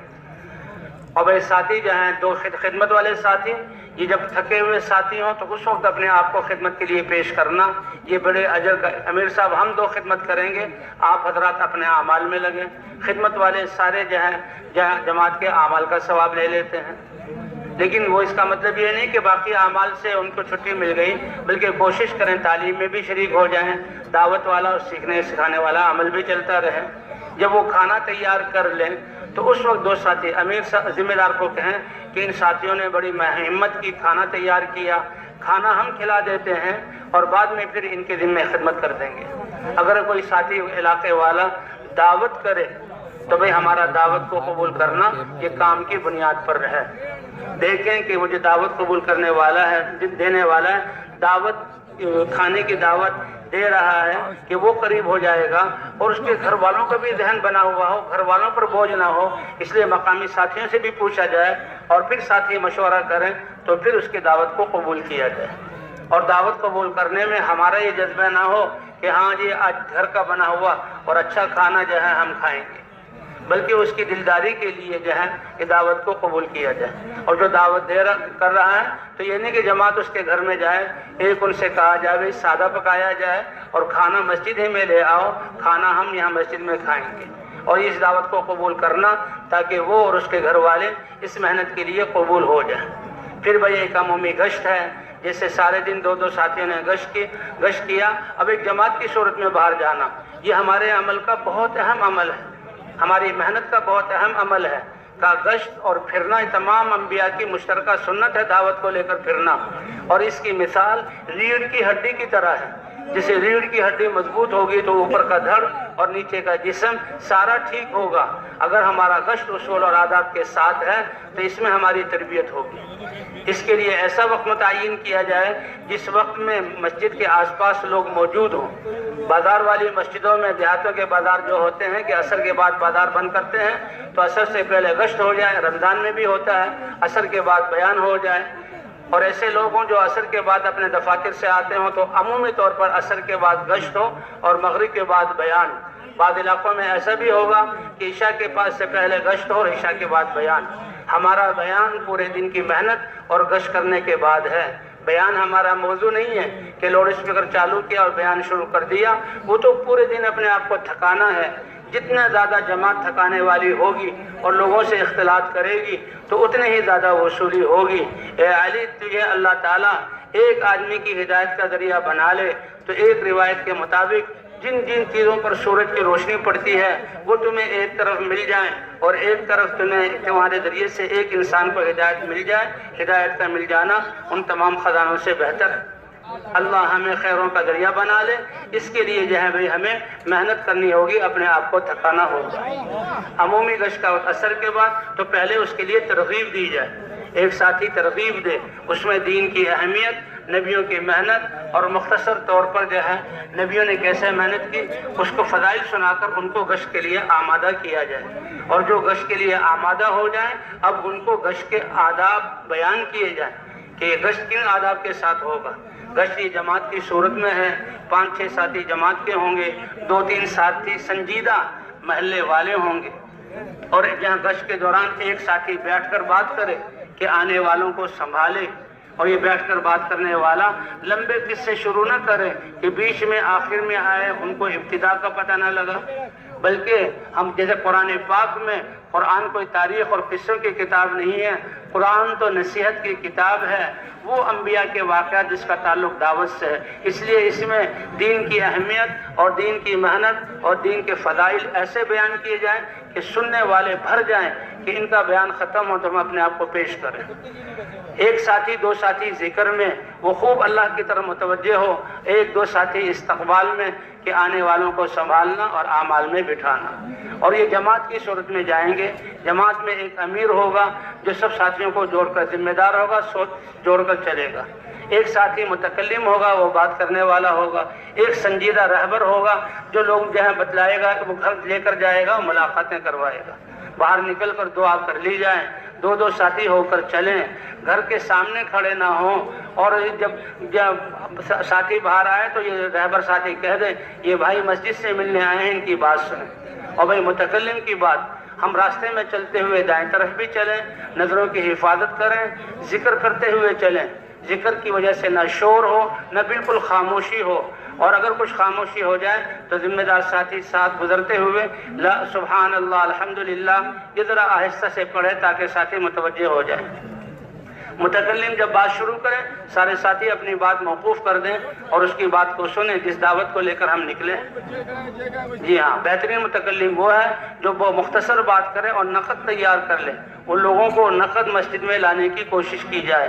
دکاندار کو اپنے کام سے فارغ کر کے پھر بات کی جائے۔ وہ کہیں کہ میں اپنے کام میں ہوں، کان آپ کی طرف لگے ہوئے ہیں، تو ان سے کہیں ٹھیک ہے، پھر آپ بعد میں مغرب کی نماز میں تشریف لے آئیے گا، اوروں کو بھی لائیں۔ اور جب ایک گشت جہاں وقت اتنا رہ جائے کہ ساتھی نماز تکبیر اولیٰ پا سکتے ہوں تو پھر جمع ہو جائیں اور تھوڑا سا مذاکرہ ہو جائے کہ کہاں نبیوں کی شان، کہاں یہ اللہ کا پیغام، ہم جیسے لوگ اس پیغام کو لے کر نکلے تھے، جیسی نیت جذبات ہونی چاہیے تھی وہ نہیں ہے، اس لیے ہم اللہ سے معافی مانگتے ہوئے واپس آئیں۔ گشت کے دوران جو ساتھی تیار ہو جائے تو جماعت ہی کا ایک ساتھی میں بھی آپ کے ساتھ چلتا ہوں. یہ کوئی پالیسی کے تحت نہیں بلکہ اس کے اعزاز میں کتنا ماشاءاللہ خوش قسمت آدمی ہے کہ اللہ کی دعوت کو قبول کیا، اللہ کے گھر کی طرف جا رہا ہے، تو اس کا اکرام یہ ہے کہ میں اس کے ساتھ جاؤں اور مسجد کے دروازے تک چھوڑ کر آؤں. ساتھیوں کو استغفار میں لگایا جائے. اتنا اونچا کام اور کرنے والے، یہ تو اللہ کا فضل ہے کہ اللہ نے ہم سے یہ کام لیا اور حقیقی استغفار ندامت کے ساتھ مسجد میں آئیں. جو بیٹھ کر بات ہو رہی ہے اس میں بیٹھ جائیں اور پھر نماز کی تیاری کر کے نماز پہلی صفوں میں بیٹھ جائیں. بھئی ہم جائیں اللہ کے راستے میں نکل کر 5 نمازوں کا بھی اہتمام کریں، صلاۃ الحاجہ کا بھی اور راتوں کو قیام کا بھی. اعلان ہو، اعلان کرنے والا ساتھی وہ بڑا ہمت والا اور خوب جو ہے اعتماد کے ساتھ اعلان کرے. یہ اعلان پہلا پیغام ہے. جی ہاں، نیا ساتھی نہ ہو اور پھر جس کے دن میں بیان ہے تو اب وہ ساتھی بھی متفکر ہو اور سارے ساتھی بھی دعا میں لگے ہوئے ہوں. اے اللہ ہمارے آنے کو قبول فرما کر، ہماری محنت کو قبول فرما کر، اے اللہ نقد جماعتوں کے نکلنے کی صورتیں پیدا فرما. بیان کرنے والا بھی اللہ سے مانگے. جب بیان کرنے والا بیان کے لیے آ جائے، ساتھی متفرق طور پر کھڑے ہوں اور ساتھیوں کو بڑے اطمینان کے ساتھ، سنجیدگی کے ساتھ آگے کریں. جماعت والے ساتھی پھیل کر بیٹھیں. بیان کرنے والا اللہ کی بڑائی کو بیان کرے، اللہ کے دین میں کامیابی کو بتلائے. اور یہ دین جو ہے نبیوں کی محنت سے 6 نمبروں کو، ایمان اور نماز اور علم، یہ استعدادی نمبر ہیں، ان کو بیان کیا جائے اور پھر اخلاص اور اخلاق کو بھی بیان کیا جائے اور پھر دعوت کو بیان کیا جائے. اور مجمع کی استعداد کے مطابق بیان کرنے والا اللہ کی طرف متوجہ رہے، اللہ سے مانگتا رہے. ایک ساتھی تشکیل والا ہو، تشکیل والا بستی والوں میں سے ہو تو اچھا ہے کہ اس کو ساتھیوں کے نام آتے ہیں اور پھر تشکیل والا اپنا بیان شروع نہ کرے. جب بیان ختم ہو جائے تو تھوڑی دیر مجمع کو چھوڑ دیا جائے تاکہ وہ اسی جو ہے جو کیفیت بنی ہے اسی کے ساتھ نام دیں. اگر مجمع میں جمود نظر آئے تو پھر ساتھی ایک دوسرے کو جو ہے ترغیب دیں کہ وہ ترغیب دیں اور ان کو آمادہ کیا جائے. اور تشکیل جو ہے جم کر ہو، 4 مہینے کی ہو اور چلے کی ہو، اللہ کے راستے میں نکالنا. جو ساتھی اپنے نام دیں تو اب ان کی وصولی کے لیے بھی گشت کرنا ہے اور ان کے گھروں میں جانا ہے اور رات سے پہلے ان کو وصول کر کے پھر اگلے دن اس جماعت اللہ کے راستے میں روانہ کرنا. جس طرح سارے دن کی محنت ہو اس طرح بھائی رات کی محنت بھی ہو. یہ محنت کے 2 حصے ہیں. دن بھر لوگوں پر محنت کرنا، ان کے لیے اپنے آپ کو تھکانا، اور راتوں کو اللہ کے سامنے کھڑے ہونا. کہ سب سے پہلے جو 2 صورتیں نازل ہوئی وہ سورہ مدثر اور سورہ مزمل. مدثر میں ان لک فی النہار سبحا طویلا، لوگوں کے سمندر میں تیریے اور لوگوں کو اللہ کی طرف بلائیے. اور سورہ مزمل میں رات کے عمل کو بیان کیا گیا، یا ایھا المزمل قم اللیل الا قلیلا. اس لیے سارے ساتھی راتوں کو اٹھ کر اللہ سے مانگے. کہتے ہیں عشاء سے پہلے ہم سوئے نہیں کہ کہیں عشاء کی نماز جو ہے مستحب وقت نہ نکل جائے. عشاء کے بعد ہم بات نہ کریں. ہاں اگر گشت وغیرہ ہو تو وہ تو ٹھیک ہے، ورنہ صحابہ کے قصے ایک دوسرے کو سناتے ہوئے سو جائیں تاکہ راتوں کو اٹھ کر اللہ سے مانگے. یہاں تہجد کی نماز، لمبی لمبی رکعتیں پڑھنا، بڑی بڑی صورتیں پڑھنا، پھر اللہ سے مانگنا. اور فجر سے پہلے ماشاءاللہ اب 8 بجے بھی سو گئے، 1-1.5 بجے تک نیند کا کافی حصہ میسر آ جائے گا. اس وقت لمبی لمبی نفلیں پڑھنا، اپنی نماز کو صحیح بنانے کی کوشش کرنا، پھر اللہ سے دعا مانگنا. بھئی دعا مانگنے میں ساری انسانیت ہو، حضرت محمد صلی اللہ علیہ وسلم کی امت ہو اور اپنی جماعتیں اور اپنی ذات کے ساتھ اے اللہ سارے انسانوں کو ہدایت عطا فرما. اس کے بعد قرآن پاک کی تلاوت اور فجر سے پہلے صبح کے جو اعمال ہیں فجر سے پہلے پورے کر لیے جائیں تاکہ فجر کے بعد کا جو بیان ہے یہ بھی ہمارا اہم بیان ہے. اس کو بھی 6 نمبروں کو بیان کیا جائے، اس میں تشکیل کی جائے اور اس کے بعد بھائی فجر کے بعد پھر سارا دن گشتوں میں پھرنا ہے. اللہ تعالیٰ نے ہمیں اس میدان میں آنے کی توفیق دی اور 3 دن تک ہم نے باتیں سنی، اللہ کے راستے میں نکل رہے ہیں. تو اللہ تعالیٰ ہمیں قبول فرمائے. تو کریں گے بھائی انشاءاللہ اس کی جو ہے محنت اور دعائیں کریں گے انشاءاللہ. اللہ قبول فرمائے.